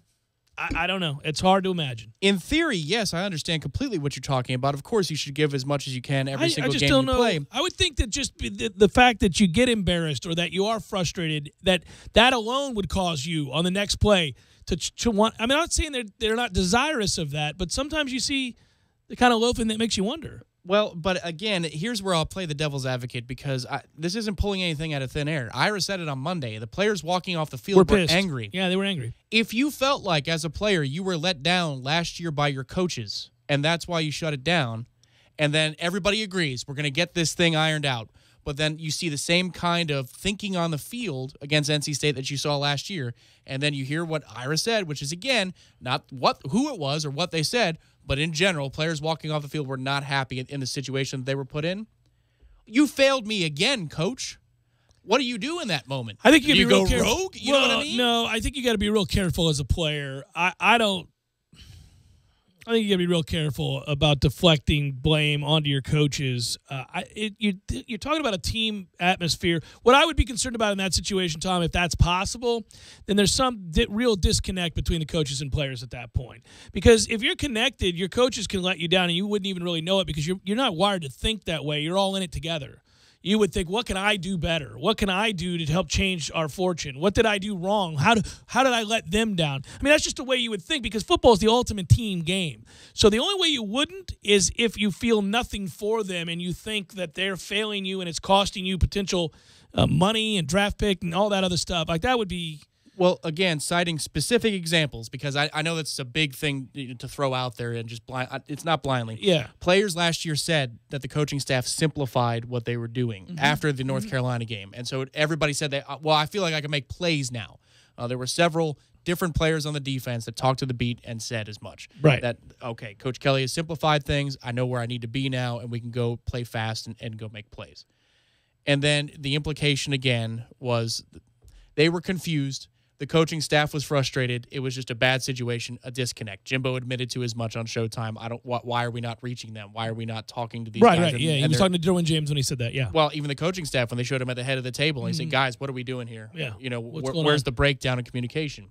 So there's friction there. It's not just about the message isn't getting home. Up. No, you're not saying out of nowhere. You're not pulling this idea that they're, and then potential problems. Flash forward to Saturday, walking off the field. And players aren't happy. But I didn't feel like effort was a problem in the game. There were moments, but it wasn't as egregious as North Carolina. No, I didn't feel like I was watching. When I watched the North Carolina game last year, there were moments where the loaf was obvious and effort was a real problem. I don't think we lost the NC State game because they weren't trying. No, but we did lose the NC State game. I'm talking about coming out of it. now that you're disappointed and you're not playing for a playoff again, a berth in the playoff again. I mean, I just wonder about the health. And you asked Jimbo about this on Sunday. I asked him about the locker room specifically, yes, because I think a lot of people wonder about that. But he rightfully isn't. He said he wasn't worried about it. And moreover, you can say, now listen, remember this: when you're a competitor, when you're competing and you're playing in the games, there's no team 0-6 or 6-0 that ever takes the field thinking they're going to lose. Believe that. I mean, you can be a Division II school playing Alabama, and for a fleeting moment, you believe you're going to win the game. I've just never known anybody that I played football with or baseball with or basketball with. I mean, listen, if you're a realist and you're playing a pickup game against 5 former NBAers and you walk on the court at the Y, you know you're going to get your ass beat. But if you're in it, like in real organized competition, and this is all you've known, you believe you're going to go win the game, even if you've been terrible. Now, it may get beaten out of you quick, fast, in a hurry. It may be inside of 7 plays. Oh, well, we're not equipped to win this game. Good luck trying that again. You did it again. Yeah, no, listen, in football, if the guy across from you is bigger, stronger, faster, it's eye-opening in a hurry. It's disconcerting. But the point is, you don't walk onto the field thinking you're going to lose. I don't really know guys that ever have, anyhow. I don't know. So those guys right now don't think, I hope they don't, because it's a very easy message to send right now if you're a coach, don't think it's over. If they win out, they are in the ACC championship game. They're going. And now that's because I don't believe NC State's going to carry the day. But win out. Beat Wake, Miami, Duke, Louisville, Boston College, Syracuse, Clemson, Delaware State, and Florida. You don't know what's not on the table at that point. You go to the ACC championship game and win that. Let's let it all play out. I mean, maybe then you'll have to make up that game because you could need it to be a playoff team. I don't know. But you couldn't make up that game, I guess, because you'd be in the ACC championship. They understand. I think they would understand. But the point is, I don't think they are thinking right now that they're not playing for anything. Realistically, from afar, not in that locker room, not as a competitor, might we all reasonably say it doesn't seem like they've got much of a chance to reach their goals? Sure, they're 0-2. Yeah, I got you. But I don't think a player thinks that way. If they're already thinking that way, we got big problems. Well, and this isn't to put it all on the on the coaches either. The players have to go out there and give a damn. So I'm not trying to play that card where it's the players are being failed and they don't have a hand right in this problem. But at the same time, all I'm saying is last year there was evidence to the end that the players felt like they were being let down by the coaching staff. And even still, they bounced back to have a stretch where they win 7 of 8 and bring home the Orange Bowl title over Michigan. And they were in dire straits, as you're rightfully describing. This is not that right now. When it's that, then, I mean, in terms of people quitting, it's not that. It's not that right now. I'm saying the record, they're desperate right now because they're 0-2, but this isn't, one of those losses is to Alabama. You're on the doorstep of testing whether or not it's a habit that's going to creep back up from last year or if it's a changed habit that they fixed once and for all last year. I just don't like that we have to find out what happens. Likely finding out what confirmation of our greatest fears will lead to a change and a shift in this conversation. If it happens, we'll talk about it. I don't want to make the assumption, maybe I'm wishful thinking, but I don't want to make the assumption that the problems that plagued this team a year ago from a mentality and from a locker room standpoint and from an effort standpoint have now carried over into this season through 2 games. They played their ass off against Alabama. They played hard. They made plays at the line of scrimmage against a run game that usually is one of the best in the country. You have to be willing to stick your head in there to make tackles against the men that Alabama brings to the table. The offensive line and defensive line held their own in the trenches against that team. They were bad on special teams. If they had been better on special teams, they could have won that football game. So there's no evidence in that game that had bled over. NC State, admittedly, there were things that are troubling, and my eyebrow is raised. And I cast a jaundice eye at certain coaches looking at that game last week. I'm a little frustrated, but I don't think an effort problem was the case there. So I'm not there yet. This could be a very interesting and weird place to be if they go 0-3 and lose to Wake Forest. And I'm not talking about this show particularly. Obviously, it will be. We're pretty emotional. We'll get into it. But I mean, as a fan base and in that locker room and for the coaches and all involved, there'll be some real head-scratching and real grave concerns about the direction of this program if they go 0-3 to start the season, despite being a preseason number 3 team in the country. If you lose to NC State and Wake, and yes, all bets are off, and I mean, we'll throw a lot of things against the wall and see where we're at then. I think Fisher would probably have an interesting press conference and a real interesting interview with me on Sunday, because I think he would be forced to confront real problems at that point and cop to them, right? What else? What choice would you have? It's like when you see in the NFL when teams, I know we're up against it, when you see NFL teams interviewed, a coach's team is 0-7, and he has that moment where he's like, guys, we're terrible. What do you want me to say? You know, in those moments when that happens, that's what you'd see.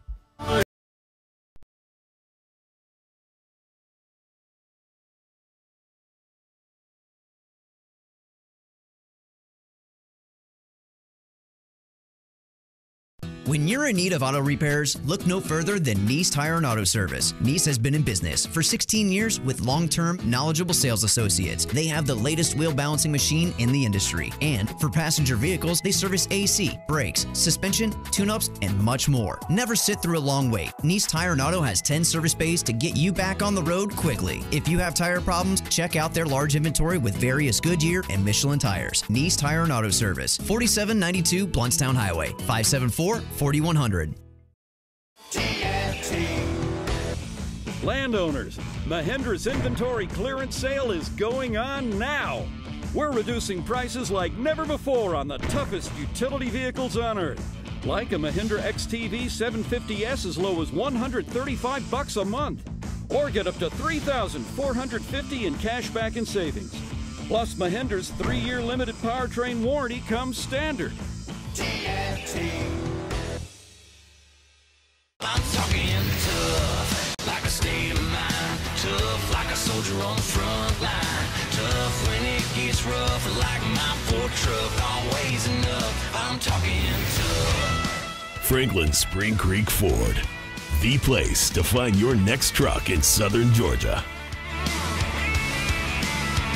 I'm talking tough. Hey y'all, we're Chris and Preston from Low Cash. Head to Franklin Spring Creek Ford and see them about all of your vehicle needs. 850-0894. The sooner you seek treatment, the sooner you can get back to feeling like your normal self. That's 850-702-0894. Noel fans, ESPN Tallahassee's official home for FSU watch parties in 2017 is Miller's Ale House on Appalachia Parkway. Francois to throw for the end zone. It is caught. Touchdown. Seminoles are going for the win. The ESPN Tallahassee team will be on hand for every Seminole away football game with giveaways, a chance to win some great prizes, and to have a good time. To the pylon, he's into the end zone for an FSU touchdown. So, when the Noles hit the road, join us at Miller's Ale House on the Parkway, the official FSU watch party headquarters of your home of the best in Seminole sports talk. 97.9 ESPN Radio, Tallahassee Sports Authority. Get your weekend started right here on 97.9 ESPN Radio. Saturdays at 6 a.m. with Fishing Florida Radio. Listen to the three amigos, Boudreaux, Steve Chapman, and Captain Mike Ortega as they catch you up to speed on what's new and biting in the North Florida region. Big-time guests, celebrities, interviews, and 3 hours of the fishing info you need. Fishing Florida Radio is brought to you by Sea Quarters Marina off Highway 98 in Carabel. Sea Quarters Marina, your full-service marina, and presented by Hobbit American Grill, locally owned and operated since 1978. Wow, this is great. E+. E+? Is that like A+? It's better. The E stands for easy. Easy Plus? Yep. Easy ways to save energy, water, and money from the City of Tallahassee Utilities. Your own utilities. The City of Tallahassee Utilities has created easy ways to monitor your account with E+ online. We can pay online, we can check our balance online, compare usage history online, and even take a free online energy audit. And I see the City of Tallahassee Utilities has created a new smart bill. Once we enroll, we do everything online. Billing, paying, everything. What a time saver. Not to mention saving energy, water, and money. And when we download the City of Tallahassee Utilities Digitally smartphone app, we can do everything on our phone. Pretty incredible. Plus, there are new authorized payment locations, like some local gas stations, grocery stores, other city departments, and more. We can even go to the Renaissance Center at 435 North Macomb Street to pay our bill. Wow. The E really does stand for easy, doesn't it? It sure does. E+ from the City of Tallahassee Utilities. Your own utilities. Woohoo! Banditos! Huh? Where? Banditos Burritos, baby. Broadcasting live from the Dale Earnhardt Jr. Buick GMC Cadillac Studios. This is 97.9 ESPN Radio, WTSM, Woodville, Thomasville, Tallahassee. ESPN Radio SportsCenter. I'm Kevin Winter. Newest developments today from the investigation of corruption, bribery, and fraud in college basketball by the FBI. First reported by CBS, confirmed by ABC. Louisville head coach Rick Pitino is the quote-unquote Coach 2 in a federal corruption court document. Coach 2 was the one who played a role in channeling money to a Louisville player believed to be Brian Bowen, and that Adidas executive Jim Gatto spoke directly with Coach 2 multiple times in the days before Bowen publicly committed to Louisville. Now, Pitino's attorney has denied those reports in a statement to WHAS in Louisville, calling them, quote, pure speculation and false. Also today, the investigation has ensnared Nike and its grassroots basketball division, which is referred to as the Elite Youth Basketball League. They were served a subpoena this morning. Carmelo Anthony told SiriusXM Radio that a deal was done where he and Paul George were going to be playing with the Cavaliers on draft night. That was after a deal fell apart where he was going to be with the Rockets. Baseball today, Indians 5-2 win over the Twins. Cleveland a game and a half up on Houston for the best of the AL. Brought to you by JCPenney. Guys, get Levi's lowest prices of the season, like 502 regular taper fit and 514 straight fit for $39.99 each. And check out our new big and tall shop inside the men's store at JCPenney. That's getting your penny's worth. JCPenney. Live from the Dale Earnhardt Jr. Buick GMC Cadillac Studios in the capital city of Tallahassee, this is the Jeff Cameron Show on 97.9 ESPN Radio. Redemption Thursday on the Jeff Cameron Show is brought to you by Frank's Auto World on West Tennessee Street, ranked by Car Gurus as the best used car dealer in Tallahassee. Check out the best selection of pre-owned vehicles in Tallahassee at franksautowworld.com.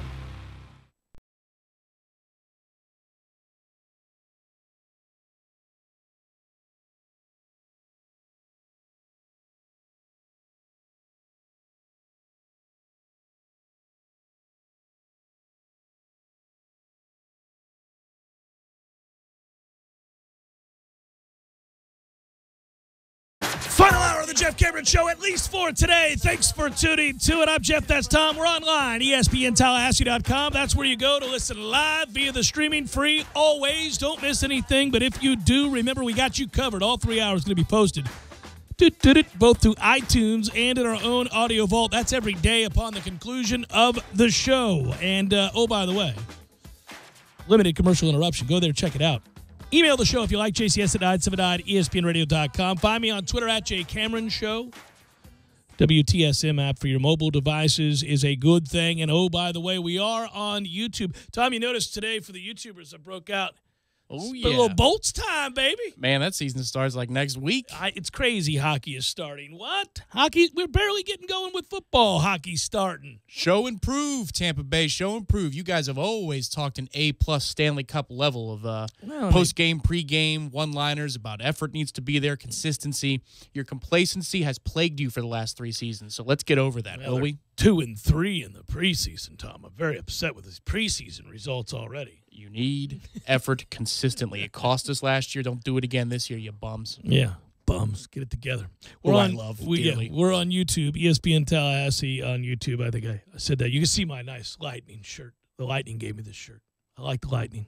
Adam Laws and the people with the Lightning are good folk. They are really good folk. No, First-class organization. They are legitimately a first-class organization. And we're voted as such by unbiased folk. Which is a really cool thing and a hell of an award because it was across sports. Across all 4. It didn't have to do with one sport in particular. No, when they fired up their concept under Mr. Vinnick, they said, well, what do we need to do better? And first of all, fan relations. And they said, who does it the best? Well, the Seahawks at the time were doing it the best. And they went out and visited. Yes, that's right. And the Lewicki brothers were at the forefront of that. And so that's a fun thing to say. They hired one of the Lewicki brothers, and they said, come on down here to Let's Tampa. Call the Lewickis. It's just fun to say, isn't it? Tom, have you called the Lewickis? Call them. Yeah, I think it's fun to say. I also think that it's a good idea if you're involved in a sport and you're lacking in an area to just do the obvious thing, which is to look at these teams that do it a lot better than you and ask them how. It's amazing. It's true. It's actually true across the board. Egos get in the way in general. It's true in radio. It's true in really just about any business you can think of. Most people do not mind talking about their successes. Most people do not mind sharing. Now, maybe not with a direct competitor in the market, but hockey to football in a different market across the country, sure, here's what we do.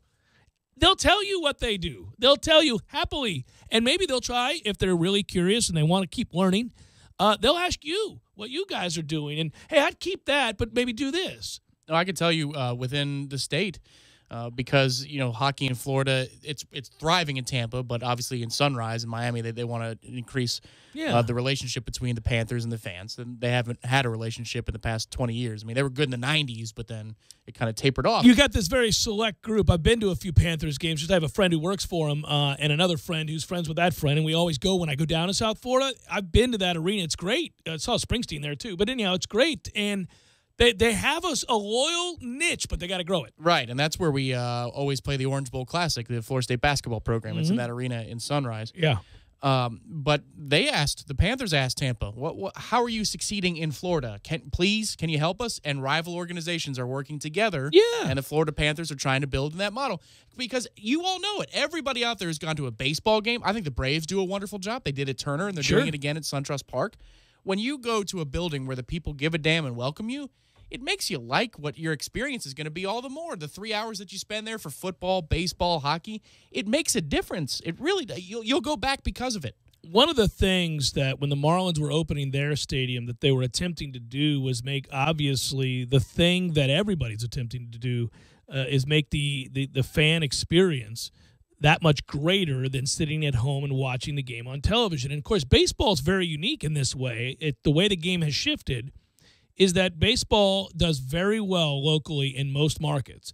The TV share and the rights that they pay for baseball, it does very well from a rating standpoint.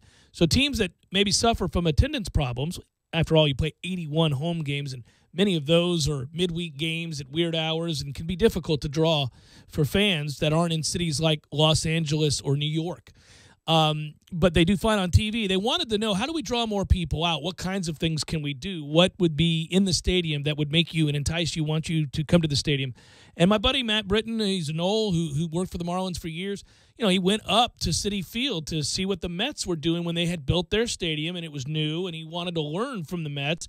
He also went out to San Francisco, and he went to Houston, and he went to Pittsburgh, to PNC, to talk to them. Any of the newer stadiums, for the most part, he went and visited and learned from those people that, obviously got to have a ton of food options. Yeah. Got to have a lot of things for kids to do if they get bored in the fourth inning. You got to have something that's unique, a draw. And I think at City they have like freaking Whole Foods or something, like a fresh market in the stadium or something. They literally do. They have something. It's crazy. They do. The coolest thing about Fenway, even though it's not a new park, is that they grow their own vegetables for the for the suites and that was the club cool. level. When they have their own tour. farm. Yeah, that was neat. They have a farm on top of the building. But the thing that the Mets have the softball field, the wiffle ball field that's a replica of City, which is awesome, in the outfield, so the kids can go play wiffle ball, home run derby, and stuff. But I think the universal thing about buildings today, be it football, because we saw it in Jerry's World, you could see it in Atlanta, I'm sure. I saw it in Minnesota. Baseball, everything. The Lightning did this too. You got to have more sight lines in the plaza. If you're walking around the concessions, got to be able to see the game. You got to be able to see the game while you're doing it. Well, people like to get up and tour anyhow while still watching the game. I think San Francisco does a good job of that. I've been out there to a game. But you have to have, a lot of high tops and areas for people that they can just all commiserate while they're watching the game together in groups of 4 or 6, and then they can return to their seats if they like. But if they have a nice spot at a high top, they can sit there and watch over a balcony and watch the game. And, across the board, I think that's the premium that's going on right now, and I have to say that Atlanta has hit it out of the park, no pun intended, this being the last weekend of baseball season. If you can get up to Atlanta, the rival of my team, the Mets, to watch a baseball game next year, I can't recommend it enough. That park, everything around it, the details, everything is first class in Atlanta. Well, next time we play Pitt, my friend, you'll have to come and see the glory that is PNC Park. You will be blown away. It's along with San Francisco, it's always voted as the best park in baseball. It's crazy. And I don't say that just as a Pirates fan. I mean, they had 3 rivers forever. It was terrible. But this park is incredible. It is. No, it's still rated number 1 every single year. It's at ridiculous. San Francisco, back and forth. PNC, San Francisco, PNC. Well, and I've been to both, and I've been to games at both. I would tell you that, again, the reason I think San Francisco is voted so highly, understandably, is the view. It's amazing. As far as the amenities in the park and the skyline, PNC dominates. Sure. It's crazy how nice that park is. I mean, there's somewhat of a skyline in Atlanta, but it's just that park, you feel like you're on top of the action no matter where you're sitting. Well, that's a good thing. Intimacy matters when you are at baseball games especially. Also the lighting. There's something about the lighting. It's just so vivid. The field, it looks that much greener than most other parks. Turner was kind of dark, but I loved Turner as a ballpark. I didn't want them to move, but SunTrust is just, I was indifferent about Turner. Turner never did anything for me. I thought it was kind of cookie cutter. I liked it fine. I could see what you're saying of the old bowl style just stadiums. Sort of like, whatever. But this park, with the Battery right next to it and all the the bars and shops that you can go to and the food options, good Lord, get up there if you haven't been there. Redemption Thursday wagers. Let's fire them off. Here you go. If you don't know, they're on the Facebook page, ESPN Tallahassee or 97.9 on Facebook. You'll see my winners. There they are, Redemption Thursday picks. So when you see that first game, do you think, what the... Yep, degenerate. That's what you should think. UNLV's giving 13 to San Jose State. I'm giving them. I can feel it all the way down in my plums. All right, now I won't be so boastful, and I won't be as obnoxious and boisterous in my selection this time around because that backfired. But I will take FSU minus 7.5 against Wake. Last week, I proclaimed it at the top of my lungs about beating NC State. I won't do that this time. Maybe I angered the Thursday night football gods, the Saturday football gods. I don't know. The football gods in general got a little pissed off at me. They said, oh, really? So I'm not going to do that. Guys, I just like FSU minus 7.5 against Wake. I can feel it all somewhat in my stomach. Yeah, in my stomach, just a little bit. That, I like us. I do like us considerably. But I'm just going to say it like at a normal tone. Florida State minus 7.5 against Wake. Illinois plus 5.5 against Nebraska. You just don't bet against Lovie Smith. I don't know what kind of mantra you guys have in your life, but mine is you don't mess with Lovie. A Lovie Smith coach team is a team that's modern, forward-thinking, progressive. I take Illinois. Iowa State plus 4.5 versus Texas. Isn't that just a scathing indictment on Nebraska? Yes, that's exactly what it is. This is a scathing. I'm actually invoking the Thursday night football gods tonight. I don't think Iowa State's better than Texas. I'm not so sure Texas is better than Iowa State. But I'll take Iowa State at home on a Thursday night. Raucous crowd tonight at Ames. Go Cyclones. They're going crazy. Northwestern plus 14.5 against Wisconsin. You notice all the points I'm taking this week. And again, a lot of the teams I'm taking aren't very good, but I'm taking the points because I don't feel great about the favorite there. And many around the country are saying that today about Florida State as well. They're going, I'll take Wake getting 7.5. I'll do it. All right. I see you, public. Georgia, I'm very public on Georgia. I'm bullish on Georgia. I like Georgia. I think they're about to be a really good team. I like their quarterback. I like their coach. I like their backfield. I like their defense. I like Georgia. I'm giving the 7.5 to the Vols. I figure this will be it for Butch. When coaches begin to give goofy press conferences, it's getting to them, man. It's getting to them. We had 3 coaches this week give crazy press conferences. And Butch Jones is talking about fake news like an ass. And you've got a guy wandering on. Just babbling. When you get guys who start getting emotional about protecting their kids and they fire back at the criticism in the press, they're not stable. They're a little imbalanced at that point. They're not the confident guy you're used to seeing. A confident man who knows the direction of his program is where it needs to be takes a loss in stride, sits up there level-headed and says, these things happen. But you know what? My track record suggests we're going to be just fine. We've struggled a little bit. I know what that's about. We'll get it fixed. We move on. They're not flinching. They don't recoil at the idea of being criticized. Butch right now cannot handle it. Can't handle it. Screaming and acting crazy. Get it together, Butch. So anyhow, I'll give you Georgia. Now, maybe it works for them. Maybe Tennessee rises up. Maybe 100,000-plus people will rally one last time to save the day. Yeah, maybe they're not just winners in the game of life. Virginia Tech's getting 7.5. I did it because they're at home. That is a tough place to play in Blacksburg. And I like Fuente. He's a good coach. And I think Clemson's the better football team. Clemson's already had a tough schedule. And they've already had to get up emotionally and try to meet that. And I don't think they did a good job of it last week. That was the week to kind of go through the motions. But it's a 7-7 game in the fourth quarter against BC. I mean. So that tells you what the low end looks like. That's like. what I mean. Yeah, They're capable of kind of, okay. And I don't know. Will they meet it? Meanwhile, Virginia Tech has been sitting on this game for weeks. Oh, buddy. Old Dominion, ECU, the past couple of weeks Should for Virginia we call Tech. Hey, can we call this an upset alert? Can we just say upset alert? I got to tell you, Clemson, little upset alert right now with this Virginia Tech game. I'm taking Virginia Tech in the points, but I won't be shocked if it goes the wrong way. Well, Clemson. There's a few reasons. Again, Virginia Tech has been able to prepare for this game a bunch. The big one in 72-point font is at home. It's in Blacksburg.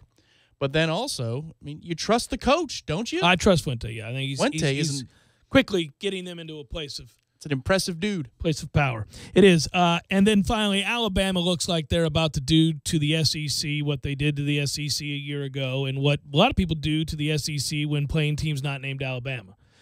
So Alabama's going to take Ole Miss behind the woodshed. I'll drop the 27 here. I've seen Ole Miss twice this year. Watched them against Cal. They look terrible. They're going to struggle to score. Give me Alabama to roll big. I took Bama last week because I didn't think Vandy could score. Similar. Well, and there's still some unfinished business from Alabama and Ole Miss from the old and I'm days, sure, too. if he gets a chance to kind of curb stomp them a few times, he will, like back in your hole type thing. Oh, yeah. Plus, you were cheating and we caught you. And the recruiting, Get we you lost some a of couple this, recruiting battles all to you. because of you. This is what you get right here. Even last year wasn't that satisfying. Why don't you romp. get you some of this right here? I don't know what that is, but I don't like it. I was stomping. Oh, okay. No. All right. I don't know. My perspective, I can't see under You're the like, desk. what's with all the wiggling, Cameron? Yeah, Don't do all the wiggling. You're making me nervous. Wrong kind of wiggling. Denver -3 in the National Football League. I'll take the Broncos. Give the 3 to Oakland. Tom doesn't like it. He feels like Denver's overrated. And the Chargers -2 against Philadelphia. So we have all kinds of fun there. We'll get to all those things. And, I have a bonus game out there if you're wondering, everybody. You wondering about my bonus game? I got a special number you can dial. Special 1-800 number for my bonus game. 1-800, I'll beat your ass. Give me the Saints against the Dolphins in London. Ugh. That's my bonus game. It's the 1-800. I'll beat your ass game of the week. That's going to be my 1-800 number game. I'm going to create a 1-800 number beat your ass game of the week. Do you think how many – okay, so I keep looking at this FBI stuff while we're doing the show. Do you – how many, before it's all said and done, how many teams, how many coaches, how many players, what are we looking at? Do you think this is about to be like they're just going to – the Red Sea's going to part and we're going to find out like 60, 70, 80 names? I got to be honest. I think at some point the FBI is going to go, well, do we just want to blow this whole thing up? What do we – yeah. This is a major part of the economy, so we may want to – we may not want to go all in and just we'll stop at this point. I wonder if that happens because I think if they wanted to keep peeling the layers, they could peel many, many, many layers, and it could affect 50 coaches and players minimum. It's just, come on, man. For all the whispers around college basketball for 2-3 decades, you don't think that there's a whole lot more to this when you're subpoenaing Nike on top of Adidas? Oh, no. And AAU organizations? Hell no. I mean, this goes a lot of places. Here we go with the best and least surprising to an extent. I know we got to go to break. I've long-winded this opening segment. They are now tying Rick Pitino directly to payments. Yeah, he's coach too. He can't turn to an assistant and say, I had a rogue assistant. In Hogate, he tried to roll everybody else but himself. But he can't do that here. He has to now own this and say, unlike the prostitution scandal you guys tried to come at me with last year, you may have me this time around. Located 15 miles west of beautiful Las Vegas, Nevada, this is Hogate, Nevada. Founded by Rick Pitino in 2017. Me and Billy Minotti. Yeah, it's I can't imagine. He's today. That's a toughie when you're directly. They got you. They've got you now. There's no assistant coach whose life you can ruin by saying you had no idea and you can besmirch him and his family all day. It's you, man. I had no idea. We have a tape with your voice and video. And video. We've got you. That's just your opinion. He should R. Kelly this thing where they have him dead to rights. Go, that's not me. Well, it's like I'm looking at you. It's not me. it's Matt Damon in The Informant. Oh yeah, you know, yeah, and his wife says, "Just stop! Yeah, would you just stop? Do you hear yourself?" That's so good. It's the Jeff Cameron Show, 97.9 ESPN Radio.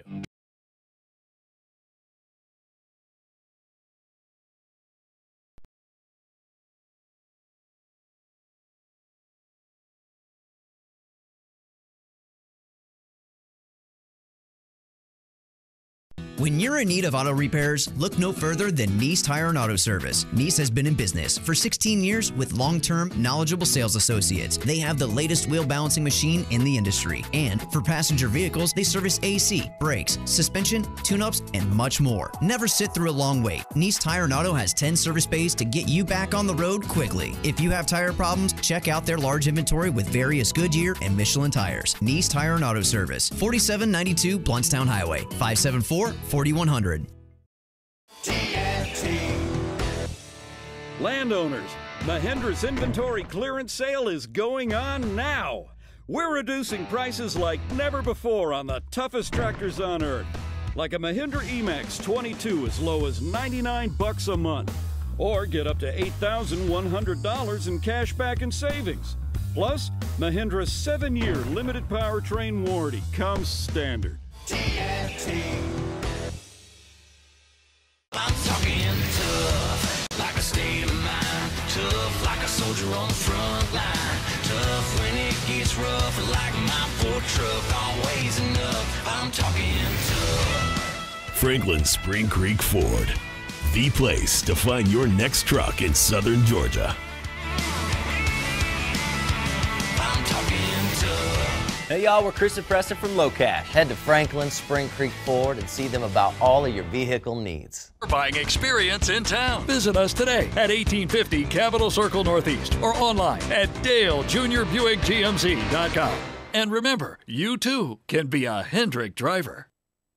Hi, Chris Kraft for Kraft Nissan. In Tallahassee, thank you for your help. Our end-of-the-month number is down to 49 new Nissans in the next 5 days, so let the countdown continue. Seriously, for 5 more days through Monday, October 2nd, and we will be open this Sunday, we have huge post-storm offers we may never see again. Plus, I've told you that September is the close of our biggest quarter, and Kraft Nissan is poised to hit our largest dealer bonus ever. And you know me. I believe in sharing that money with you. We hit our number, you save thousands below invoice, and we both win. Even better, we hit 49 more new Nissans, and Kraft Nissan will donate an additional $7,500 to the Capital Area Red Cross, and that's in addition to the $5,000 we gave earlier this month. And to help us hit our numbers, all Rogues in stock are $4,000 off MSRP. All Altimas in stock are $6,000 off MSRP, and I've got over 150 to choose from. I'm telling you, Kraft Nissan will seriously entertain all offers, and you will save an additional $2,000, $3,000, even $5,000 during these final 5 days of Nissan's hurricane relief incentives. Kraft Nissan on Mahan Drive between Academy Sports and Costco. The new Fox and Stag, Tallahassee's local craft cocktail bar in the heart of Midtown on Thomasville Road and 5th Avenue, featuring a newly expanded liquor menu including limited release scotches, whiskeys, and bourbons, as well as unique spirits distilled right here in Florida. If wine is your thing, swing by and try one of Fox and Stag's hand-selected bottles from their ever-expanding wine list, or simply enjoy one by the glass paired with a charcuterie board or delicious small plates. Sometimes you just want a cold beer, and Fox and Stag has you covered too, with rotating drafts and bottles sure to quench your thirst. Come by for a drink and stay for the company, Tuesday through Saturday from 5 p.m. to 2 a.m. For catering or private parties, message Fox and Stag on Facebook. Proof Brewing Company is Tallahassee's first and largest production craft brewery since 2012. They are locally owned and operated inside Railroad Square Art Park. Visit Proof's expansive brewery, outdoor beer garden, and tasting room with live music on Friday evenings. Proof Brewing Company's award-winning beers 850 and Mango Wit are now available in 6-pack cans. Follow Proof Brewing Company on Facebook or visit online at proofbrewingco.com for more info. Proof Brewing Company reminds you to please drink responsibly. Fall has arrived, and so have the latest trends at JCPenney. Starting Thursday, save 50% on your favorite styles of select apparel, accessories, and fine jewelry. Save on Exertion activewear, Arizona apparel for the family, and St. St. John's Bay apparel for him and her. No coupons needed for these savings. Plus, get up to 80% off final markdowns in-store and at jcp.com. Hurry, sale ends Sunday. That's getting your pennies worth. JCPenney. Prices valid 9/28 to 10/1 in-store only. Selections vary by store while supplies last. Savings on regular and original prices. Intermediate markdowns may have been taken. Some exclusions apply. See store or jcp.com for details. You're locked in with the Jeff Cameron Show on 97.9 ESPN Radio.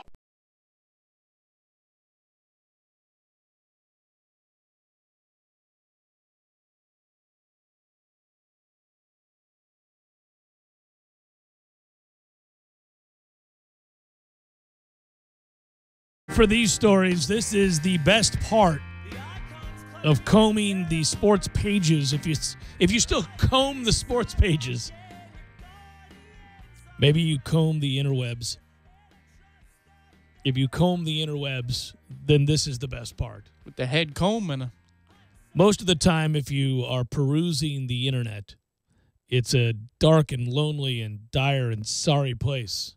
It is usually just such an angry-filled, sentiment, story by story by story. So I really look forward to these moments where something we cover and talk about on a regular basis infuses a little bit of humanity into something that reminds you not everybody sucks and not all of the people in the world are up to no good or only thinking of themselves. So here you go. Cue it up. Come in, she said, I'll give ya shelter from the storm. Yeah, we do shelter of the storm. Not always. We wait. Got to find that story, got to find that thing, and where it's applicable.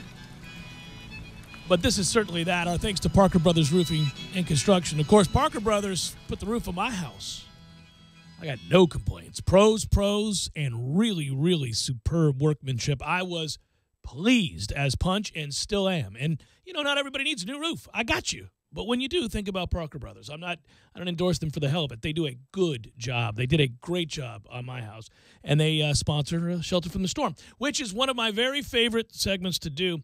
And this is such an easy one. So short and sweet and to the point. Admittedly, this one's kind of easy to read. Less easy to watch the video, if only because it's not like a bunch of people bawling, but quite honestly, you can only imagine for these women the impact that this act of kindness from Deshaun Watson, rookie quarterback with the Houston Texans. Of course, we remember Deshaun at Clemson. And I've only talked to Deshaun Watson, I think, 3 times, and all 3 times he was really, really nice and always struck me as a great kid.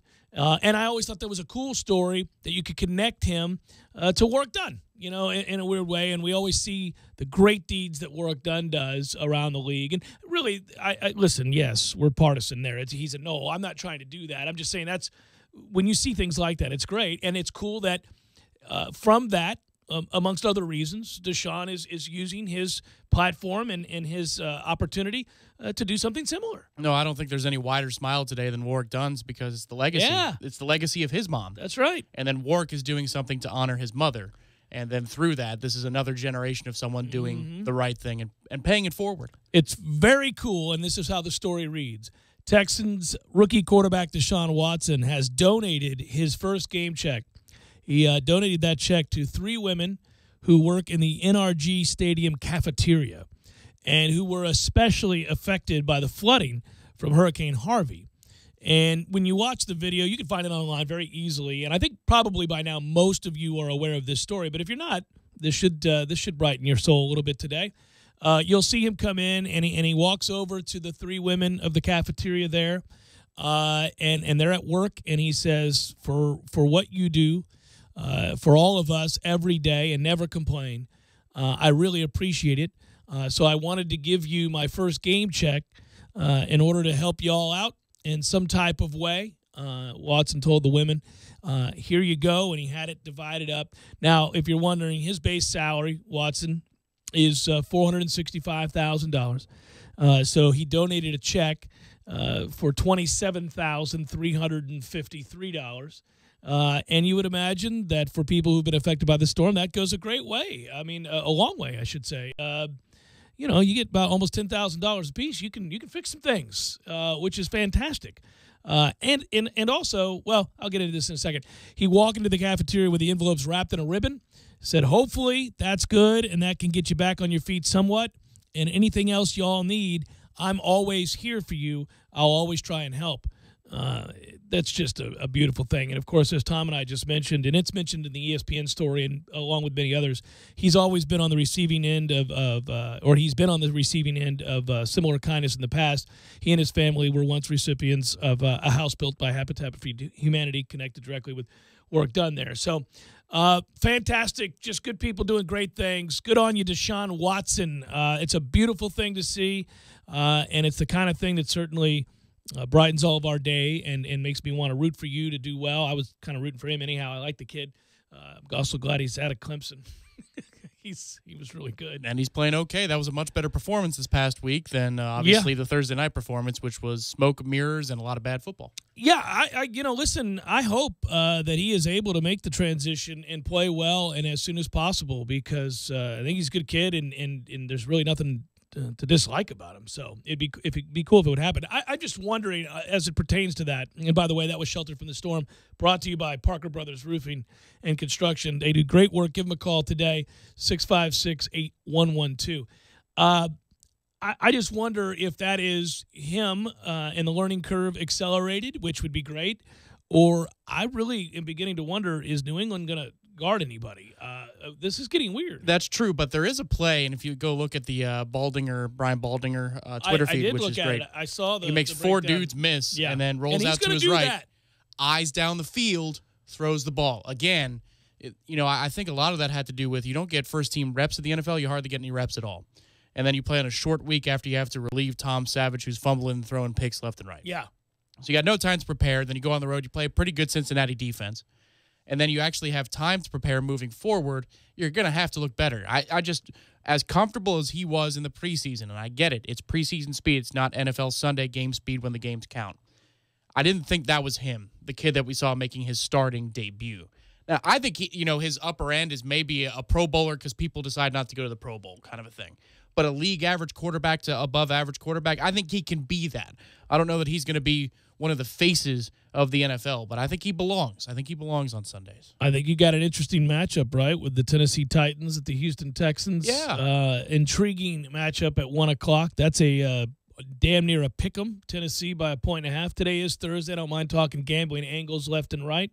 I won't touch that game. It's the National Football League. Why would I touch that game? Yeah. I am jumping on a couple of games where I'm starting to feel like I have a bit of an angle. If you listened at the top of the hour, my Redemption Thursday wagers, I always try to sprinkle in a couple NFL. Very rare I go all in on the NFL in my personal life. But I do think I'm going to take I circled it right off the bat when the numbers came out. And if you got this number early in the week, then you got it at 2.5, not what you got it at today at 3. The 2.5 is important here. Denver given 2.5 to Oakland. That's not a get-right game for Oakland, who got exposed badly. And I would think that Denver's corners can match up against the physical receivers of Oakland, much the way that Washington did. It could be a tough 2-game stretch for Oakland. When you're trying to make sense of the Denver puzzle, though, I think you need to look at Dallas and say, what is Dallas? Because they really haven't been all that impressive. The offense that has so much promise, you look week to week. They haven't been able to run the ball as well. Anybody could beat the Giants at this point. And that's the first game of the Go easy. Well, up to this point. How about instead of at this point? Yeah. Up to this point, anybody could beat the Giants. Yeah. And if you look at the way Dallas actually played in that game, it was clunky on offense, but they got away with it just because they were so much more talented. Then the Denver game happens. They got manhandled. And through a half of the Arizona game, you're saying, well, what in the world? Could it be that they figured it out in the second half and finally Dallas is going to get on a bit of an offensive roll? But all I'm saying is I discount the Denver performance against Dallas by just a little bit. I'm not saying it's completely mitigated by Dallas underperforming, but I'm looking at that and I say, all right, there's the Monday night performance against San Diego. That's a pretty close game with Denver.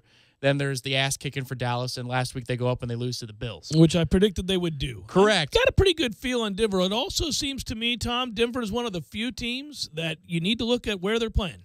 Yeah. When they're in Denver, they are a hard team to beat. But now they got to come back across the country, so that's, I think that limits Oakland's disadvantage in that situation because both teams have to travel back. Sure. It's a long way of saying I'm not so sure about that one. Well, then I would like you to take that bet and write it on the board. So Denver is going to cover the number, and they're going to beat Oakland, and Oakland will be, 2-2 at that point, and I'll still think Oakland's a good team. just regressing back to the mean a little bit this year. And I think that's kind of what they were going to be anyhow. They weren't going to get better this year. Okay, so I get 3? Well, what I got when I took the bet in my life was 2.5. I gave the 2.5. But I'll give you 3, and we'll end up pushing, but that's fine. I mean, I'm not giving you 3.5, that's for sure. No, I'll take the 3. I'll give you the 3. All right. I got it at giving 2.5.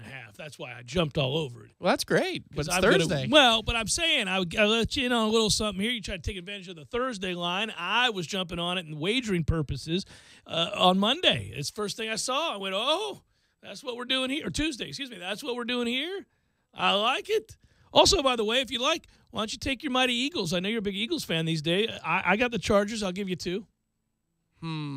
No, I listen, I'm on the Eagles. However, I did say this weekend that it would be like the Giants. That's a dangerous 6-point number that I'm not touching because that's a desperate 0-2 football team playing the Eagles. Well, I've been right on the Eagles so far. You're going to get an interesting situation. You're going to get a desperate Los Angeles Chargers. Sorry, I was about to say San Diego. You're going to get that game again? Los Angeles, I believe, right? Oh, yeah, no touchy. I don't think the Chargers wouldn't be favored on the road against Philadelphia. So, yeah, it's in Los Angeles. Oh, wait, they're fit. Man, I need to listen to the top of the hour. See, this is 2 weeks in a row. Yeah, I'm giving you points in Philadelphia. I thought you'd want this. I mean, not in Philadelphia. In with Los the team. Angeles, yeah. You want your Eagles there?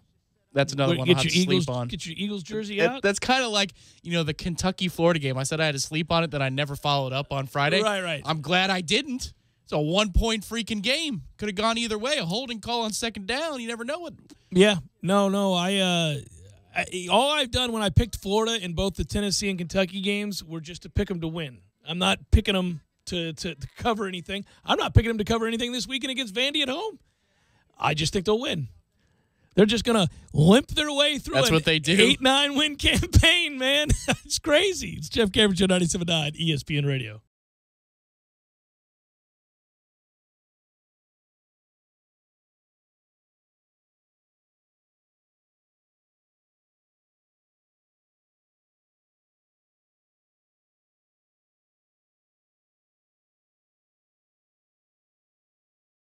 When you're in need of auto repairs, look no further than Nice Tire and Auto Service. Nice has been in business for 16 years with long-term, knowledgeable sales associates. They have the latest wheel balancing machine in the industry. And for passenger vehicles, they service AC, brakes, suspension, tune-ups, and much more. Never sit through a long wait. Nice Tire and Auto has 10 service bays to get you back on the road quickly. If you have tire problems, check out their large inventory with various Goodyear and Michelin tires. Nice Tire and Auto Service, 4792 Bluntstown Highway, 574-4100. Landowners, Mahindra's inventory clearance sale is going on now.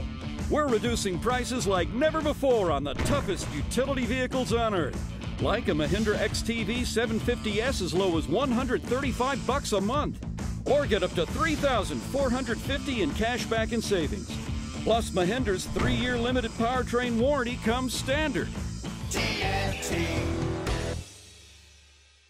I'm talking tough, like a state of mind. Tough, like a soldier on the front line. Tough when it gets rough, like my Ford truck, always enough. I'm talking tough. Franklin Spring Creek Ford, the place to find your next truck in southern Georgia. I'm talking tough. Hey y'all, we're Chris and Preston from Low Cash. Head to Franklin Spring Creek Ford and see them about all of your vehicle needs. Tree service, we go out on a limb for you. Hey, this is Clay Culpepper with Miller's Tree Service. Summertime is here and storm season is right around the corner. We offer free consultations with a certified arborist where we meet with you and advise you on which trees are healthy, diseased, dead, or ones that may need trimming or even removal. Miller's Tree Service, we go out on a limb for you. Give us a call at 894-TREE.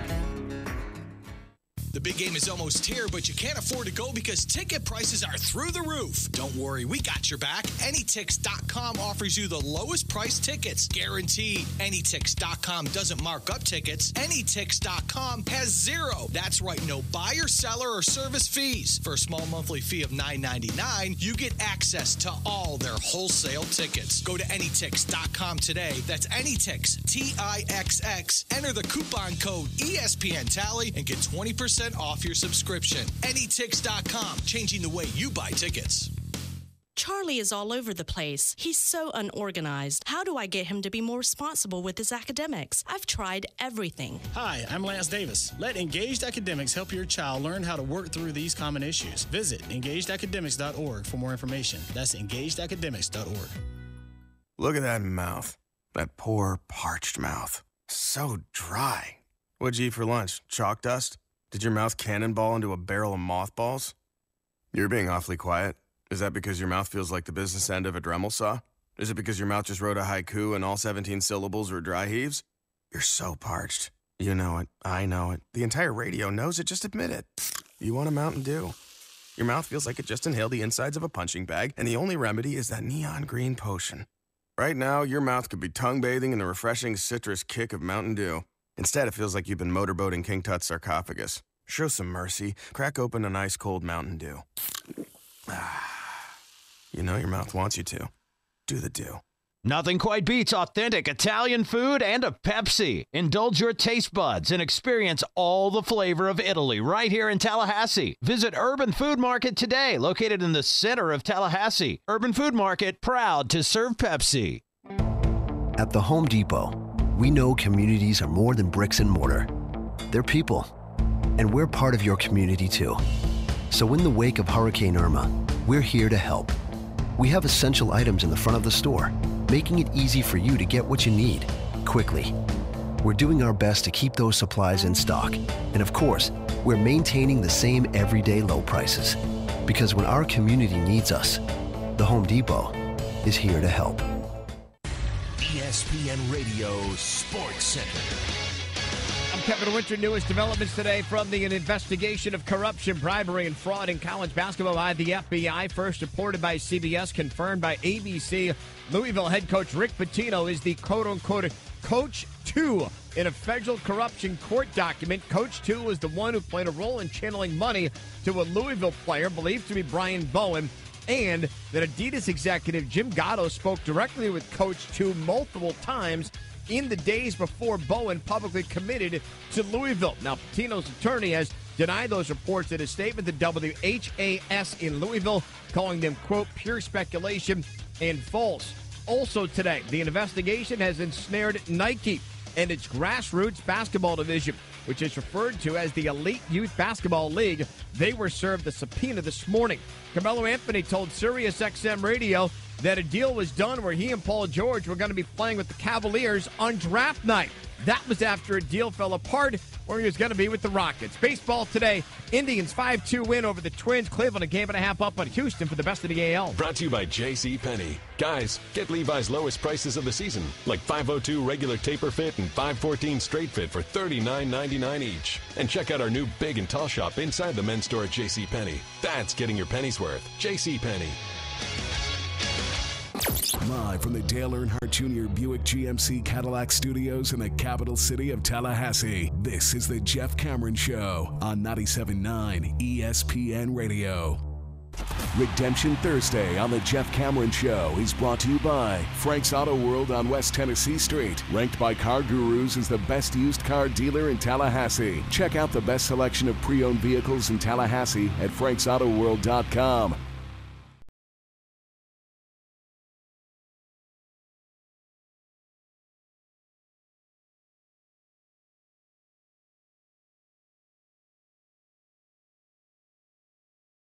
Opportunities to do what's on tap, and there's something on tap. That's a good thing. Tonight, there is that. Oh, by the way, what a cool way to transition on into the weekend, beginning tonight, basically. I feel like I'm back in college when the weekend begins on Thursday. You got this tonight, but then there's a legitimate number of good games on a Friday night. I do wish we would stop with that. I'm going to take my great reward tomorrow and watch those Friday night games and have myself a fine evening. But we don't need football on every night. It ruins the how special it is and the anticipation when it's on every night. I fully agree with you to one end, but to the other end, I'd say, well, typically, given what we do, which is watch Florida State, we wouldn't get to see all of these games, and you just get the highlight package of it. I like the opportunity to be able to see some of these games in the flow of the moment. Well, especially ACC games like Duke and Miami tomorrow, because I'm legitimately intrigued by that game. Well, it's been a rivalry for years. Well, they're very similar programs in terms of talent. I just I am actually Duke's played. Here's why I'm intrigued with the Duke Miami game. I think Miami's going to win the game, but Duke's playing better defense, and that's the intriguing part. We knew Duke had a good quarterback, and you figure offensively they're going to be well coached. Period, because the dead fish, he can coach a little bit, especially quarterbacks. So any given year, if Duke's decent on offense, it makes sense. But they're going to rise up and play a little defense, okay? Well, and this is where it gets interesting, too, because if you can win your fair share of battles against the run, what's Miami going to do? And how many points are necessary at that point for either team to win the football game? Well, if I were doing sports talk down there, we would be talking about this game being a race to 24, I think. Ooh, buddy. Well, anybody can win a race to 24. Yeah, I think about a race to 24. Because a turnover, short field, special teams, that gets you to 14-17 before you know it. Maybe the race is to 27, 28, somewhere in there. Yeah, to feel comfortable.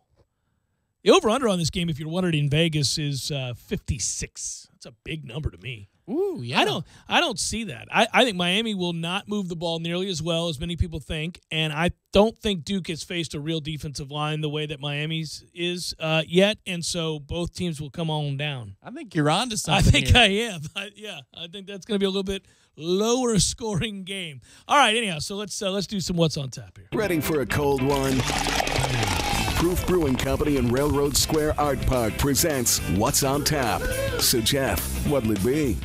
Well, first of all, it'll be football tonight, and the Thursday Night Football gods are in play, folks. They're in play. We got us a live dog here tonight, baby. Iowa State, as they like to say in the betting parlance of our time, is a live dog tonight hosting this game at getting 4.5, over under 62. Two Big 12 squads that suck. Here you go. Big number. You going above that there? No, I'm not going above 62. That's a lot of points. Well, again, Texas looked like it could play a little bit of defense now when it played USC. Yeah. Well, I mean, somewhat consistent defense. They won't be nearly as up for the Iowa State game as they were for the Southern Cal game. I'll grant you that, but at the same time, I think they're closer to what they were against USC than what they were against Maryland. But we'll find out tonight, won't we? The oddity of those two games is that they played Maryland in Austin and got boat raced, at least in terms of the points given up at home. And then they go to Southern Cal against a real quarterback, and they play great defense. I just think the interesting team is Southern Cal, almost more than Texas.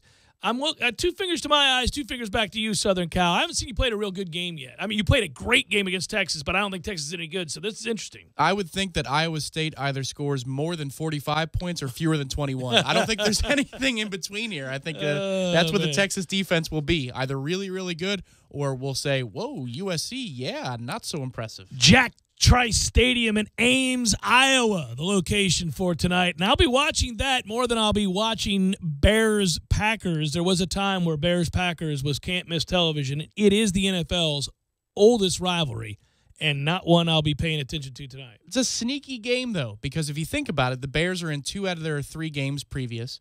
The Packers haven't looked all that impressive at all, really. No. It wasn't an impressive win over a bad Seattle team this year. They got beaten like a drum by the Falcons, and then last week, had it not been for Joe Mixon falling down on 3rd down, they're going to 1-2 on the season heading into this game against the Bears, who just went up to Pittsburgh and won a football game.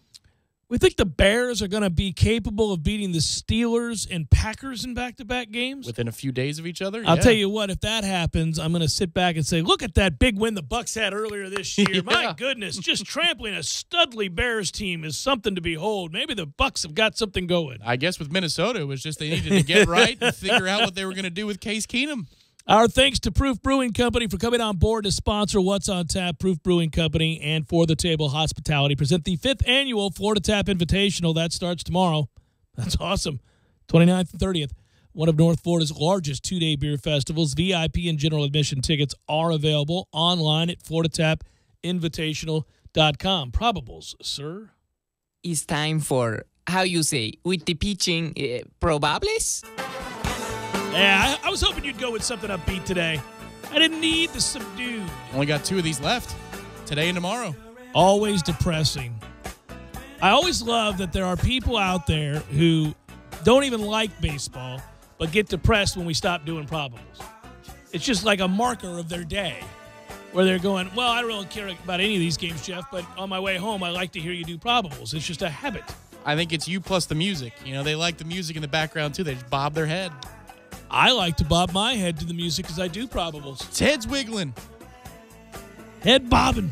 Watch the head bob. Pirates, Nats.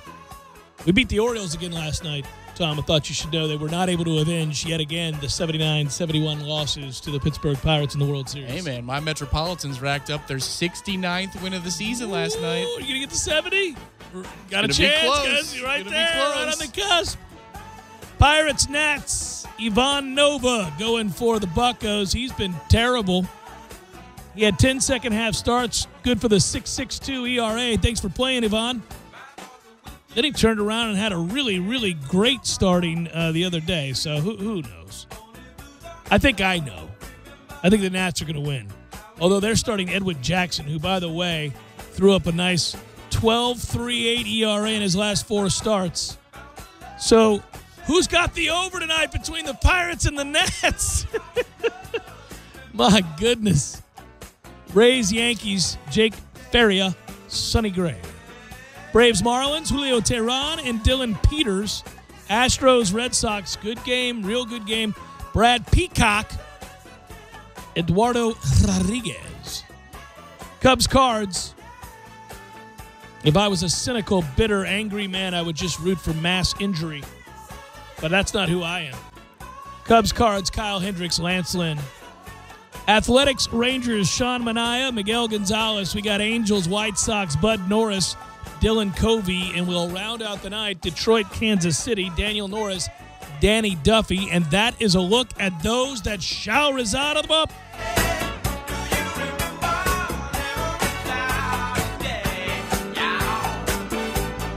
On yesterday's show, and I'll figure I'll let you fade this, and we'll fade to black another way. We did not get to doff the cap. Very sadly, one of our favorite artists passed away, and I'm glad we went to that show.